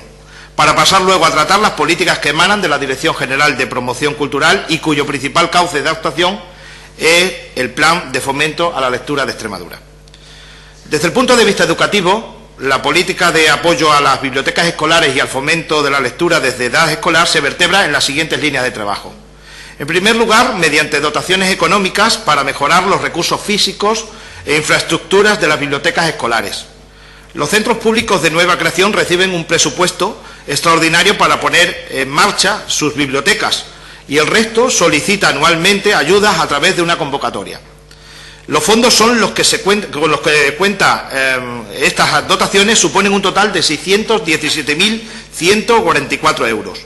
Puedo decirle también que han sido 445 los centros que han pedido financiación para sus bibliotecas escolares en la convocatoria que está próxima a resolverse. En definitiva, la Consejería de Educación y Cultura dedicará a este programa de dotaciones económicas para mejorar los recursos físicos e infraestructuras de las bibliotecas escolares durante el presente curso 18.225 euros más que en el curso pasado, aproximadamente un 3%. En segundo lugar, debo hablarles de la Red de Bibliotecas Escolares de Extremadura, REBEX, una red que se estableció en el año 2007 y cuyo objetivo es potenciar a los centros que se comprometen a alcanzar el modelo de excelencia educativa de biblioteca escolar propuesta por la Ley de Educación de Extremadura, así como a intercambiar experiencias de buenas prácticas con otros centros. Hoy son 130 los centros adscritos a esta red, lo que supone que el 23% de los centros extremeños pertenecen ya a esta red de bibliotecas escolares de Extremadura de excelencia. 16 de estos centros han obtenido ya el Premio Nacional de Bibliotecas Escolares, 3 de ellos muy recientemente, e incluso uno un Premio Nacional a la Calidad Educativa. En tercer lugar, existe una variada oferta formativa en relación con el fomento a la lectura desde el ámbito escolar, oferta potenciada por la formación de grupos de trabajos y seminarios realizados a través de los CPR. 12 centros educativos han disfrutado de proyectos de formación en el mismo centro, facilitando la participación de todo el claustro de profesores. Cabe destacar también los cursos de formación a distancia que coordina la Consejería y finalmente la jornada sobre bibliotecas escolares de Extremadura que acaba de celebrarse en el pasado mes de noviembre, en la que se ha ofrecido a los 523 profesores inscritos pues una oportunidad única de conocer nuevas experiencias, los trabajos de los mejores especialistas españoles y extranjeros en este ámbito, así como un acercamiento a los escritores de literatura infantil y juvenil. En cuarto lugar, la Consejería de Educación y Cultura lleva a cabo numerosas iniciativas que potencian y fomentan el hábito lector en el alumnado extremeño. Entre ellas, por ejemplo, la campaña Leer en Familia, el concurso regional de lectura en público, la asociación, un proyecto europeo como es la Asociación Comenius Regio, Bibliotecas sin Fronteras, en Frontera, un proyecto de colaboración con entre Alentejo y Extremadura, la convocatoria de ayudas a los planes de lectura, escritura y acceso a la información y cursos de formación de formadores dentro del convenio Leer para Aprender en la distribución Leer en la Era Digital. Y finalmente deseo informarle que la Consejería de Educación y Cultura dispone de una unidad específica de apoyos y asesoramiento en materia lectora, como es la sección de bibliotecas escolares. Su función es coordinar y gestionar todas las iniciativas que desarrolla la Consejería en este campo, asesorando a los centros educativos sobre la puesta en marcha, mejora, análisis, evaluación de los centros de la red de bibliotecas escolares y la difusión a través de diversas páginas web, revistas y blogs. Fuera ya del ámbito estrictamente educativo, la principal herramienta de la que disponemos es el Plan Regional de Fomento de la Lectura, que fue creado en el año 2002. Este plan tiene como objetivo principal fomentar la lectura en el ámbito territorial de la Comunidad Autónoma de Extremadura para elevar el nivel cultural de los extremeños. Para ello promociona la creación, edición, difusión y distribución de libros, el impulso a las bibliotecas y tiene encomendado el desarrollo de los programas necesarios como medida de promoción y fomento de la lectura. Las actuaciones del Plan Regional del Fomento de la Lectura son múltiples. Potenciar el uso de las bibliotecas públicas y escolares, establecer políticas específicas de animación a la lectura, promover y desarrollar programas de promoción, asumir la responsabilidad de coordinar e impulsar el Pacto Extremeño por la Lectura. En virtud de estas competencias, desde su creación, el Plan de Fomento a la Lectura ha incentivado la participación y el compromiso de numerosas instituciones y organismos, tanto públicos como privados. Prueba de ello es que se siguen adhiriendo nuevos miembros a este Pacto Extremeño por la Lectura. al que lógicamente pretendemos dar continuidad, y bienvenidos serán todos los que se sumen a iniciativa tan provechosa. Por otro lado, el plan pretende seguir atendiendo a los mediadores de la lectura, organizando diversas estrategias de formación, tanto presenciales como online, a fin de incrementar el nivel de preparación, la capacidad de innovación y la actualización formativa de nuestro personal bibliotecario, sobre todo, monitores de clubes de lectura, docentes, profesionales y asociaciones culturales relacionadas con la lectura. En resumen, y dado que el fomento de la lectura es un amplísimo proyecto cultural, incidimos en lo transversal para, partiendo de los más elementales sectores educativos, configurar un rico entramado social con continuidad en todos los ciudadanos extremeños. Por ello, creemos que las políticas a implementar por la Consejería de Educación y Cultura deben tener en cuenta 3 líneas fundamentales de desarrollo. En primer lugar, la atención a los lectores, acercar los libros a los lectores, mediante iniciativas como los clubes de lectura, escritores extremeños en los clubes de lectura, Leer Extremadura, que como sabes es un programa de autores extremeños en casas regionales o asociaciones extremeñas en el extranjero, los programas Cuentacuentos en tu pueblo. Pondremos un especial empeño en acercar el libro a los sectores más desfavorecidos desde el punto de vista lector, como son, por ejemplo, los ancianos, fomentando pequeñas bibliotecas y salitas de lecturas en sus centros de reuniones, hogares de mayores, clubes de la tercera edad, centros de día, asilos, animándoles a leer prensa o con lecturas en directo. También entre las amas de casa, por ejemplo, invitándolas a acudir a encuentros, charlas dentro de sus asociaciones, comunidades de vecinos, atrayéndolas con libros de interés.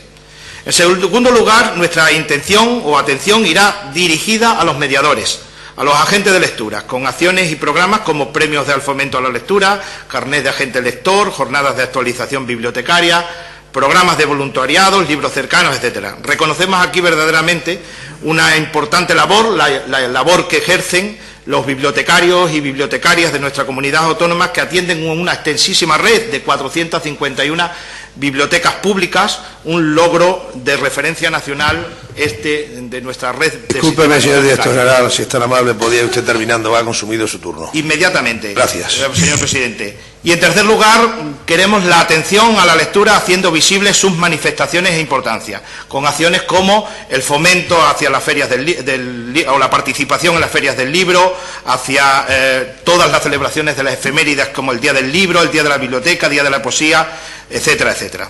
Todas estas actuaciones formarían parte de una política de desarrollo del Plan de Fomento de la Lectura en Extremadura, cuyo objetivo sería, por una parte, mantener y extender los programas desarrollados en estos últimos años y, por otra, sentar las bases para crear nuevas líneas de actuación en materia de formación educacional, evaluación de programas y creación de un entramado social en pro de la lectura. Nada más, muchas gracias. Señor director general, en el turno de réplica tiene la palabra don Víctor Casco por tiempo de 5 minutos.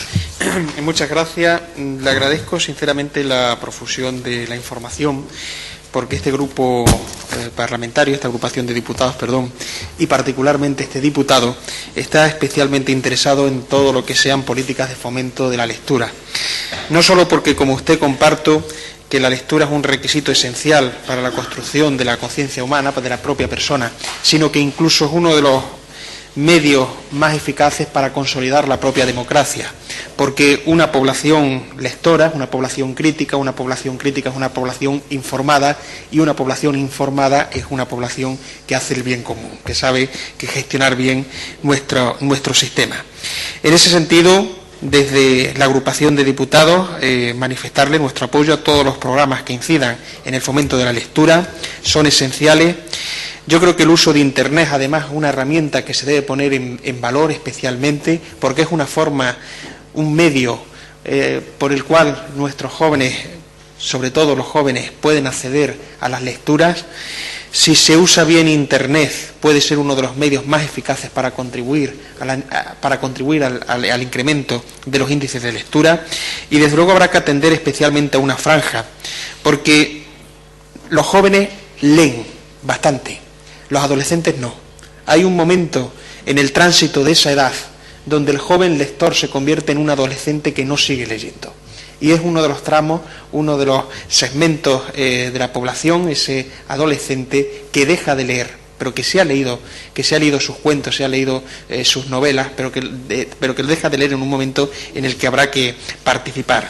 Y usted decía, por ejemplo, dentro del Plan Regional de Fomento de la Lectura, el apoyo a la edición de libros. No es exactamente un apoyo a la lectura, pero sí es importante que contemos con instrumentos para que en Extremadura se puedan editar libros, porque eso conllevará que haya personas que los lean. Y sí quiero recordar que desde el año 2010, exactamente el 25 de enero del 2010, finalizaron todas las ayudas que había en la Junta de Extremadura para la promoción de la edición de libros de jóvenes autores extremeños. Y yo creo que debe ser una prioridad, ya lo dije en su momento a la consejera, lo manifiesto aquí, que se vuelva a abrir esta línea de ayuda a la edición de libros, para que las personas que tienen algo que decir y contribuir a la cultura lo puedan hacer, porque desde el 25 de enero del 2010 esta partida se congeló, este instrumento desapareció y en la Junta de Extremadura no existen medidas de apoyo a la edición de libros. Nada más. Gracias, señor Ruiz Casco. Víctor Casco, perdón. Tiene la palabra para terminar ya el turno de esta pregunta por tiempo de 5 minutos, el señor don José Antonio Agúndez García.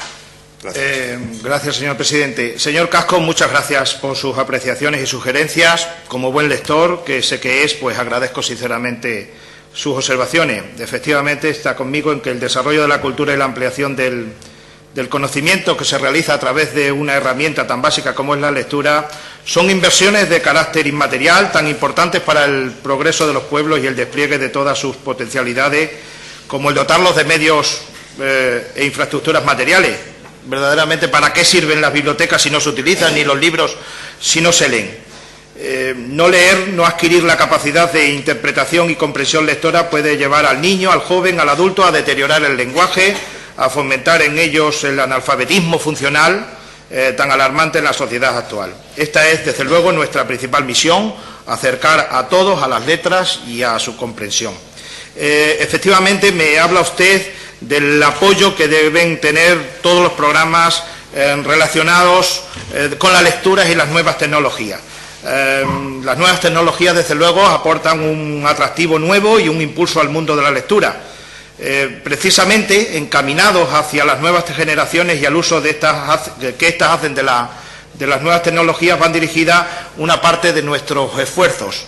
Por ejemplo, a través de herramientas que faciliten los accesos y mejoren el uso a las bibliotecas. Tal es, por ejemplo, el portal de Bibliotecas de Extremadura, recientemente puesto en marcha como instrumento de comunicación y de difusión de información en torno al ámbito bibliotecario en Extremadura. Ayer, concretamente, pues me llamaba alguien del ayuntamiento de un pueblo diciendo que necesitaban ese tipo de herramientas para que pues todas las bibliotecas de Extremadura estuvieran conectadas entre sí y se incluyesen los datos de todas esas bibliotecas y que tú, a través de online, desde casa, puedas saber exactamente dónde está el libro que necesitas y si lo dispone la biblioteca de tu pueblo.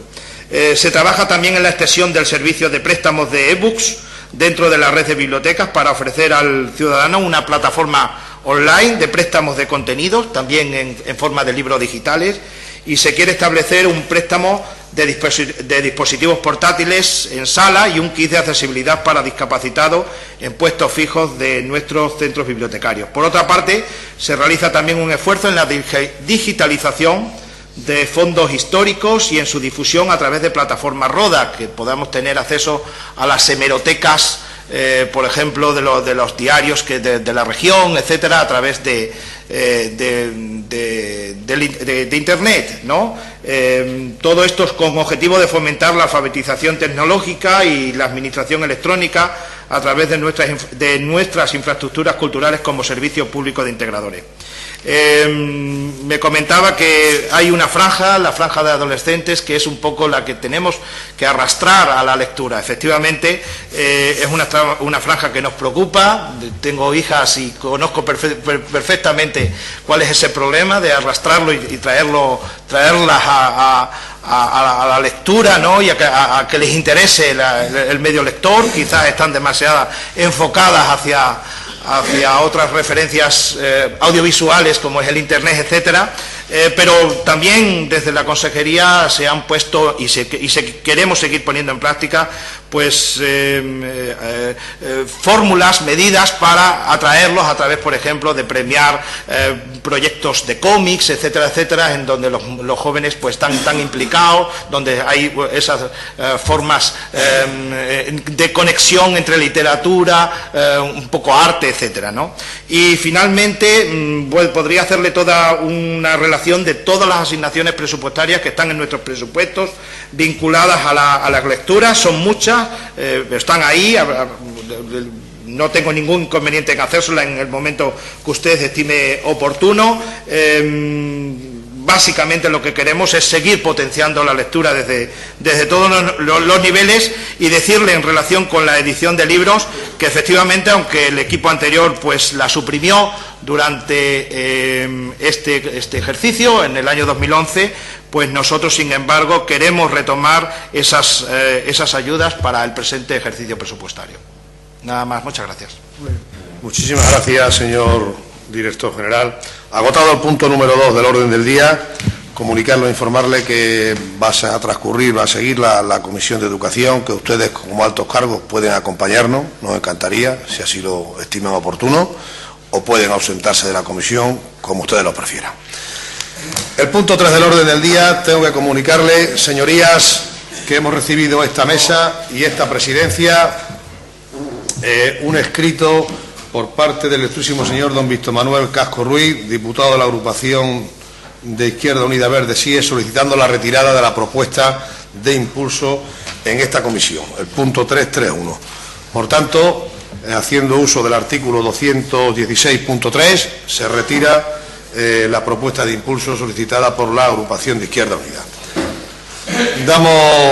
Procedemos a dar paso al punto número 4 del orden del día, que es la propuesta de pronunciamiento de la Cámara ante esta comisión por parte de la agrupación de diputados de Izquierda Unida. Y para la defensa de esta propuesta de impulso tiene la palabra el portavoz, don Víctor Casco, por tiempo de 10 minutos.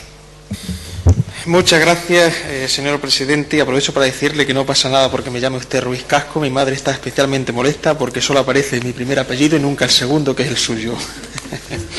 Dice la UNESCO y la IFLA, que es la Federación Internacional de Asociaciones de Bibliotecarios, en su manifiesto a favor de las bibliotecas públicas, que, cito textualmente, la biblioteca pública, paso obligado del conocimiento, constituye un requisito básico de la educación permanente, las decisiones autónomas y el progreso cultural de las personas y los grupos sociales. Las bibliotecas, además, incluso desde su inicio, desde las primeras bibliotecas, los primeros registros sumarios, pasando por las famosas del Liceo, creadas a instancias de Aristóteles, a quien la antigüedad llamaba el lector, las de Pérgamo, las de Alejandría, las bibliotecas monásticas, o las que generaron lo que hoy llamamos biblioteconomía, que son las creadas durante la Ilustración, durante el siglo XVIII. Decían además que eran depositario del saber humano, del conocimiento humano, y un espacio para que los hombres y mujeres pudieran acceder a esa riqueza material e inmaterial, que es todo el conocimiento humano acumulado en los libros y en sus estanterías. En este país, que ha leído, como antes decíamos, tan poco, hemos tenido, sin embargo, a hombres y mujeres que han hecho mucho por las bibliotecas. Antes citaba a Bartolomé Cosío. Si tuviera que citar a una mujer, diría, por ejemplo, María Moliner, gran responsable de toda la red de bibliotecas que hoy existe en este país. En ese sentido, la propuesta que hace la Unión Europea de cobrar un canon a las bibliotecas por prestar un libro, y cuál es la función de una biblioteca sino la de prestar un libro, y que se pretenda además agravar, por lo tanto, sus aportaciones económicas de esa forma, es, por una parte, limitar gravemente a las mismas, a las bibliotecas, y por otra parte, es impedir que sigan haciendo uso de esa labor que tienen, que es la de contribuir al fomento de la lectura y a que los hombres y mujeres nos encontremos en las bibliotecas con el saber y el conocimiento humano. Quienes amamos los libros iniciamos nuestra andadura en las bibliotecas públicas. Ese fue el camino, ese fue el inicio. Cualquiera que lea, que ame la lectura, inició casi con toda seguridad ese camino, esos peldaños, esos primeros peldaños en las bibliotecas, por ejemplo, de su ciudad, que son, por cierto, las bibliotecas municipales el 96% de todas las bibliotecas de nuestro país.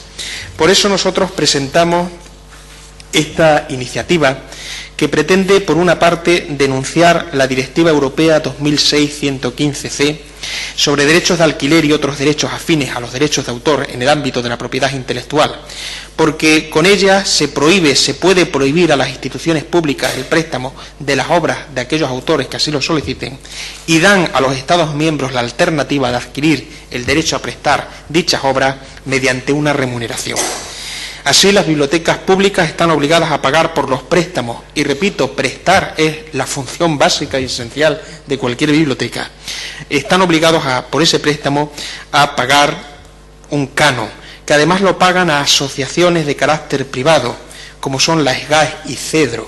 Y algún día tendremos que hablar y tratar en este país nuestro por qué dos entidades privadas gestionan una parte de la hacienda pública, porque si estamos hablando de derechos de autor y por lo tanto de impuestos, eso es público, debería ser gestionado directamente por la agencia tributaria o cualquier organismo que pueda crear el Estado, pero no por dos organizaciones privadas. Pero en todo caso, hay un artículo en esa directiva que dice que los Estados miembros podrán eximir a determinadas categorías del establecimiento del pago de la remuneración. Y como esa competencia le corresponde al Estado central, nosotros presentamos esta iniciativa que tiene dos puntos. Declarar, que el Gobierno de España declare a las bibliotecas públicas municipales, autonómicas y nacionales exentas del pago por préstamo, atendiendo la posibilidad recogida en el artículo 5.3 sobre derechos de alquiler y otros derechos afines a los derechos de autor en el ámbito de la propiedad intelectual.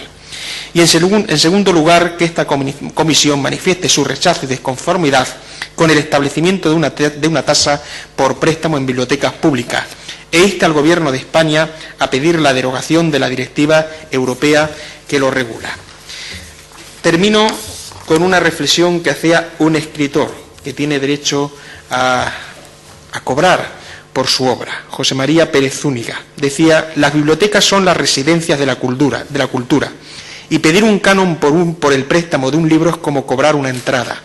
Convertir a los autores en ladrones de la palabra y a los lectores en cómplices de un delito de apropiación indebida, pues el lenguaje y la inteligencia no son de nadie, aunque algunas administraciones pretendan convencernos de lo contrario. Un escritor a lo que aspira es a que le lean, y en este sentido somos los escritores los que estamos en deuda con las bibliotecas y sus funcionarios. Tanto quejarnos del descenso del nivel cultural en nuestra sociedad, de las dificultades de las políticas de fomento de la lectura, y ahora vamos a introducir una traba más, guiados únicamente por esa ley universal del lucro exagerado. Soy miembro, dice José María Pérez Zúñiga, de CEDRO, Centro Español de Derechos Reprográficos, y publico en una editorial que forma parte de un gran grupo comercial. Los dos grandes beneficiados, entidades gestoras y editoriales, de esa medida comercial, porque no son los autores los que se benefician de esto. Pero me niego, como muchos otros escritores, a que en mi nombre se materialice esta nueva expresión del mercantilismo inane de la cultura. Esta no se encuentra en el bolsillo de nadie, sino en el corazón, en nuestro corazón y en nuestras cabezas. Por eso presentamos esta iniciativa que pide, por una parte, que el Gobierno nos declare exánime a las bibliotecas municipales, autonómicas y estatales, y en segundo lugar que la propia Comisión manifieste el rechazo a esa directiva europea. Muchas gracias, señor presidente. Una cuestión. Quiero presentar para presentar una enmienda, por si lo.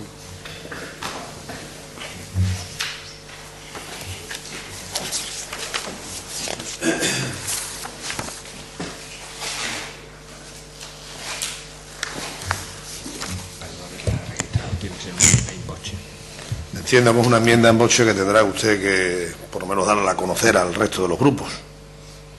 Y tiene usted 5 minutos para dar a conocer pues la enmienda que presenta in boche.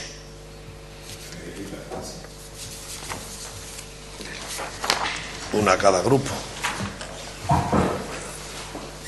Gracias.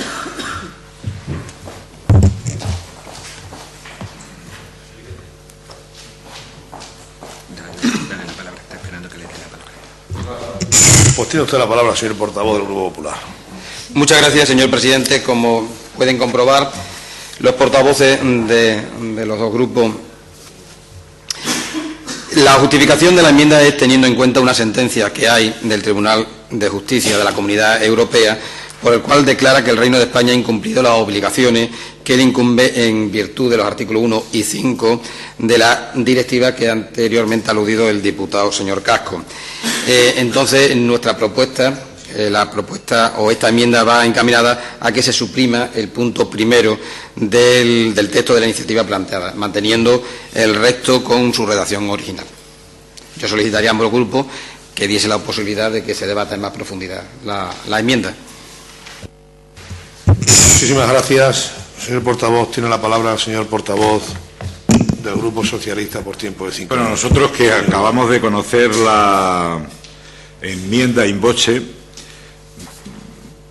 tenemos también alguna duda de la dimensión jurídica de esta cuestión, por supuesto, pero yo creo aquí en la propuesta que nos hace hoy la agrupación de diputados, lo que subyace es, digamos, una filosofía de defender un derecho, o de hacer compatible, mejor dicho, el derecho de los creadores con, desde luego, el derecho, la obligación, etcétera, de los ciudadanos de acceder a la cultura por esta vía.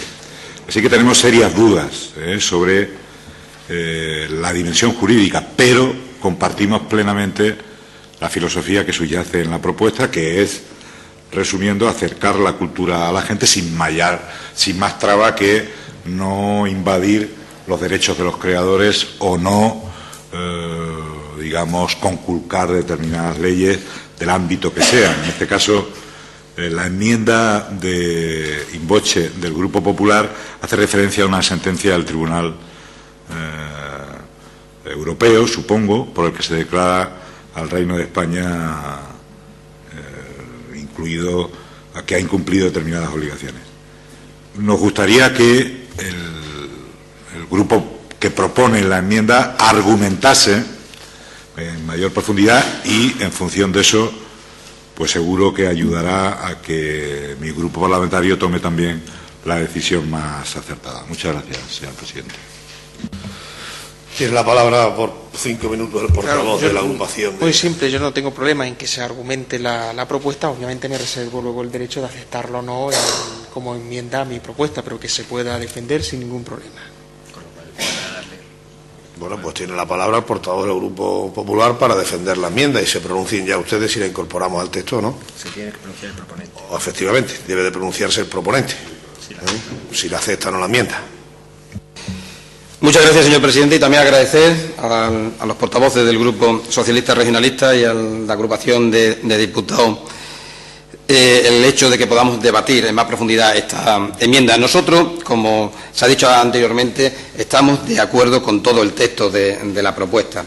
Y es más, creemos que va por la línea que marca, o la filosofía que debemos tener en este caso, en defensa de la promoción de la lectura. Y que muchas veces, gracias a las bibliotecas, yo creo que el caso debe ser el inverso, que las bibliotecas públicas no deberían de pagar un canon por los libros que presta, sino que muchas veces, a lo mejor, algunos autores deberían de pagarle a las bibliotecas públicas por la publicidad que le estamos dando a su obra y también porque muchos autores son conocidos, sus obras son conocidas gracias a que las bibliotecas prestan su libro, ¿no?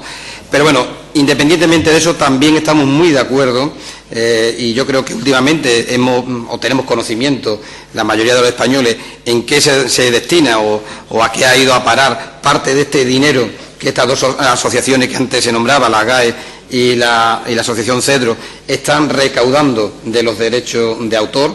Y yo les podría decir que ya no solamente el problema está en el canon que nos cobran a las bibliotecas, a los ayuntamientos de más de 5.000 habitantes, sino también en otras manifestaciones culturales que tenemos en nuestras localidades. Por lo tanto, nosotros estamos de acuerdo y creo que desde esta Asamblea es lógico y está bien que se inste al Gobierno de España a que luche para que se derogue esa directiva que se aprobó en el año 92. Pero, ¿por qué hemos presentado esta enmienda? Pues mire usted, le voy a hacer un recorrido un poco desde el año 92 hasta nuestra fecha. En el año 92 es verdad que se aprobó, el Consejo Europeo aprobó la directiva 1992-100, por el cual había un artículo, el artículo 5, que es lo que ha dicho el diputado de la agrupación de diputados, donde decía que los Estados miembros podrán eximir a determinadas categorías de establecimiento del pago de la remuneración de lo que se refiere los apartados 1 y 2 de ese mismo artículo. El apartado 1 y 2, pues lo que dice es que las bibliotecas públicas, por por su servicio de préstamo, tenía que pagar un canon. Viendo este artículo, sobre todo el apartado 3 de este artículo 5, luego tanto los gobiernos siguientes, en primer lugar el gobierno socialista del señor Felipe González, tanto como el gobierno popular del señor José María Aznar, intentaron eximir a la biblioteca de este canon.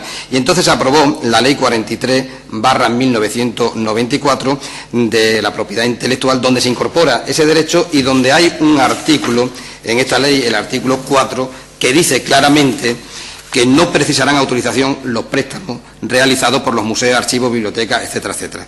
Y asimismo, los establecimientos enumerados en el número 1, las bibliotecas, archivos y demás del presente artículo, estarán eximidos del pago de cualquier remuneración en concepto de préstamo. Y más adelante, en el año 96, cuando ya se aprueba la ley de propiedad intelectual, pues también hay otro artículo, el artículo 37.2, donde incide o sigue insistiendo de que las bibliotecas, hemerotecas, archivos, fonotecas, etcétera, etcétera, no deben de pagar canon o se les exime de pagar canon. Esa es la legislación española. Por lo tanto, vemos que aquí sí hubo voluntad, repito, por gobiernos de distintos signos, para eximir de lo que se creía que era contraproducente en relación a lo que decía la directiva europea.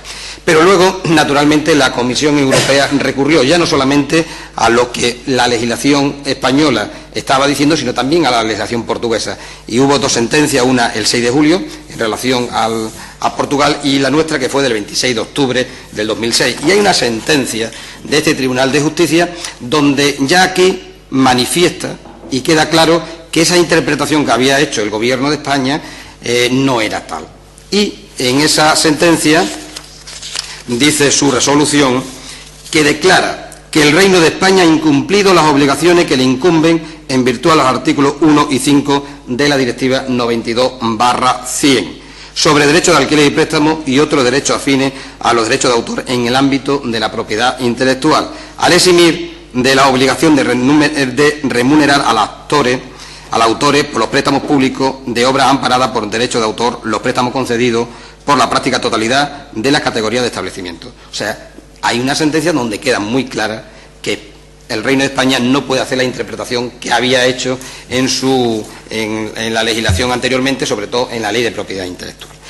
Y después de esta sentencia, repito, del 23 de octubre del 2006, es cuando en el Parlamento todas las fuerzas políticas, coincidiendo en lo que ustedes manifiestan en su propuesta, sin embargo, a la hora de elaborar y de aprobar la ley de la lectura, el libro y la biblioteca, recoge claramente, hay una disposición final primera, donde se insta a que se modifique la ley de propiedad intelectual del año 96 para incluir en su articulado número 37 que las bibliotecas deben de pagar el canon tal como dice la directiva.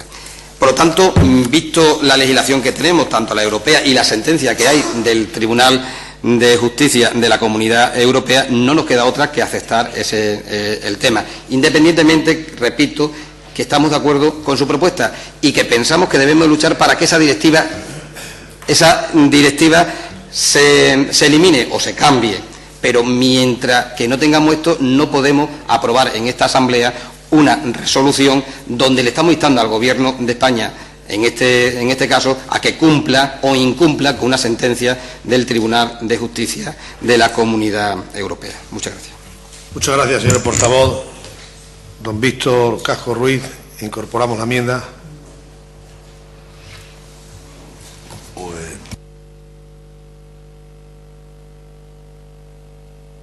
La enmienda. Por tanto, un turno en contra, fijación de posiciones de los grupos parlamentarios de menor a mayor por tiempo de 5 minutos. Muy bien, muchas gracias. Tiene la palabra el señor portavoz del Grupo Socialista, señor Luciano Fernández. Yo creo que justamente ahora los argumentos del portavoz del Grupo Popular, que han sido sintéticos y muy claros, revelan también, claro, la responsabilidad que cada grupo asume en este momento. Me alegra mucho la defensa de las posiciones del Gobierno de España. Creo que es una buena cuestión. Pero yo vuelvo al principio. A mí me parece que incluso la redacción de la propia propuesta de pronunciamiento deja abierta esta cuestión. Nosotros lo que hacemos es instar a quien corresponda a declarar las bibliotecas públicas municipales, autonómicas y nacionales exentas de pagar el canon. Por lo tanto, bueno, entiendo, comparto en buena medida los argumentos que pone el portavoz del Grupo Parlamentario Popular, pero yo creo que no se puede estar en contra de la filosofía, de la pretensión final de esta propuesta. Y en ese sentido mi grupo parlamentario no tiene ningún inconveniente en apoyarla. Pero justamente luego entraremos en los detalles. Luego entraremos cuando la propuesta de pronunciamiento, además el reglamento especifica cuál es el sentido de las propuestas de pronunciamiento, bien distinto de las propuestas de impulso. No estamos obligando al gobierno regional ni a un gobierno local, etcétera. Nosotros estamos manifestando una posición política y en ese sentido, repito, yo creo que la filosofía que la agrupación de diputados expresa aquí debe ser compartida. Desde luego mi grupo la comparte, porque queremos que haya una cultura que no esté sometida, que se respeten desde luego los derechos del creador. Esto es una polémica que, por cierto, está ahora en el ámbito nacional. El ministro de Cultura lo ha llamado patata caliente. Nosotros, que estamos en un nivel muy inferior a esas responsabilidades, pues también podríamos calificarlo igual. Pero esa patata caliente no está en la Asamblea de Extremadura, no está en esta modesta comisión. Las responsabilidades corresponden a quien deben corresponder. Pero el cuerpo central, el sentido de la iniciativa, creo que tiene mucha verosimilitud y tiene mucho sentido. Y por eso nosotros la vamos a apoyar. Muchas gracias, señor presidente. Muchas gracias. Don Luciano, tiene la palabra por parte del Grupo Popular. 5 minutos. Muchas gracias. Nuestro grupo se va a abstener. Se va a abstener porque entendemos que no podemos instar al Gobierno de España, ni a este, ni al anterior, ni a ningún Gobierno de España, a que incumpla, a que nuevamente volvamos al sistema que intentó solucionar la ley del libro del año 2007. Y el argumento que más o menos he utilizado anteriormente fue utilizado en el Congreso prácticamente por todos los grupos parlamentarios en ese momento, en el año 2007, y también por su compañero, el señor Vedera Bravo, diputado entonces del Partido Socialista. Ellos entendían que había muchísimas razones para que no se impusiese este canon, pero qué duda cabe que tenía que ser respetuoso con una sentencia que marcaba el Tribunal de Justicia de la Comunidad Europea. Era lo que se defendía y lo que se trató, y por eso se intentó hacer de una forma que no fuese muy gravoso para la mayoría de las bibliotecas, y de ello se consiguió que, por ejemplo, aquella localidad de menos de 5.000 habitantes, esas bibliotecas estuviesen exentas de este canon, y además también se consiguió que, para que no fuese gravoso para el resto de municipios y sobre todo que no fuese gravoso para el usuario de la biblioteca, se consensuó y se estableció que lo pagase entre el Ministerio y las comunidades autónomas. A fecha de hoy, lo que se recauda, que es 1.400.000 euros, si lo tenemos en cuenta que lo está pagando entre las comunidades autónomas y el Ministerio, son cantidades simbólicas, pero incluso aunque fuese un euro, nosotros estamos de acuerdo con la filosofía que ustedes marcan en su propuesta. Pero repito, este grupo no puede instar a un gobierno a que vaya contra una sentencia, que creemos que es una sentencia firme del Tribunal de Justicia de la Comunidad Europea. Y yo creo que un poco lo que aquí más o menos se ha estado debatiendo, o el debate que se ha suscitado en esta comisión, ya se suscitó también en el Congreso en el año 2007, y aun estando la mayoría de los grupos parlamentarios, prácticamente todos los grupos parlamentarios, de acuerdo con lo que nosotros estamos diciendo aquí, fueron respetuosos y vieron que ante esto no podían tomar otra decisión que intentar suavizar el efecto de este canon, o que este canon iba a suponer para todas las bibliotecas públicas de España. Y por eso nosotros estamos muy de acuerdo con el segundo punto, de que instemos para que se modifique, porque aquí la clave está en modificar la directiva o en eliminar la directiva europea. no en eximir o no eximir, sino en modificar esa directiva europea que obliga a todos los países de la Comunidad Europea a que tengamos que poner un canon por la prestación del libro. Muchas gracias. Muchas gracias, señor Barrio García. Para cerrar ya el debate de esta propuesta de discurso, tiene la palabra el señor don Víctor Manuel Casco Ruiz.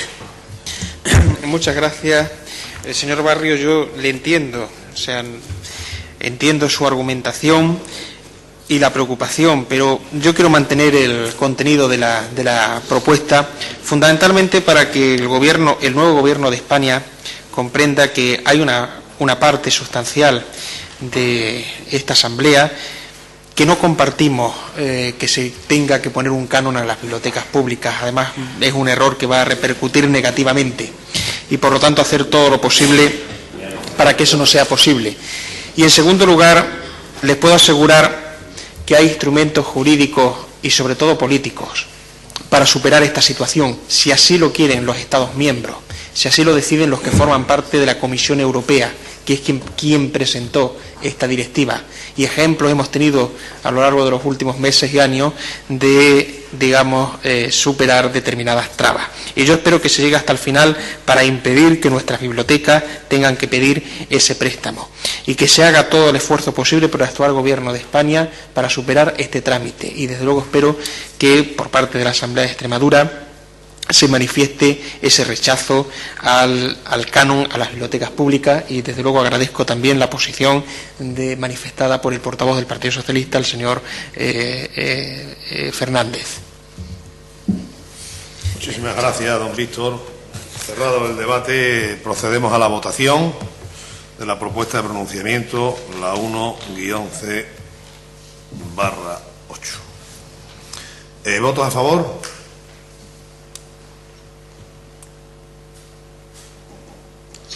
7 votos a favor. ¿Votos en contra? 0. ¿Abstenciones? 6. Hemos ganado.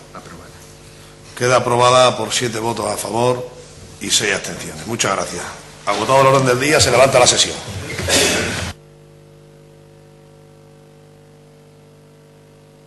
Discúlpeme, señorías, de parte de la mesa y la presidencia, feliz año nuevo a todos y que el 2012 nos venga mejor que el 11, aunque para nosotros ha sido bueno.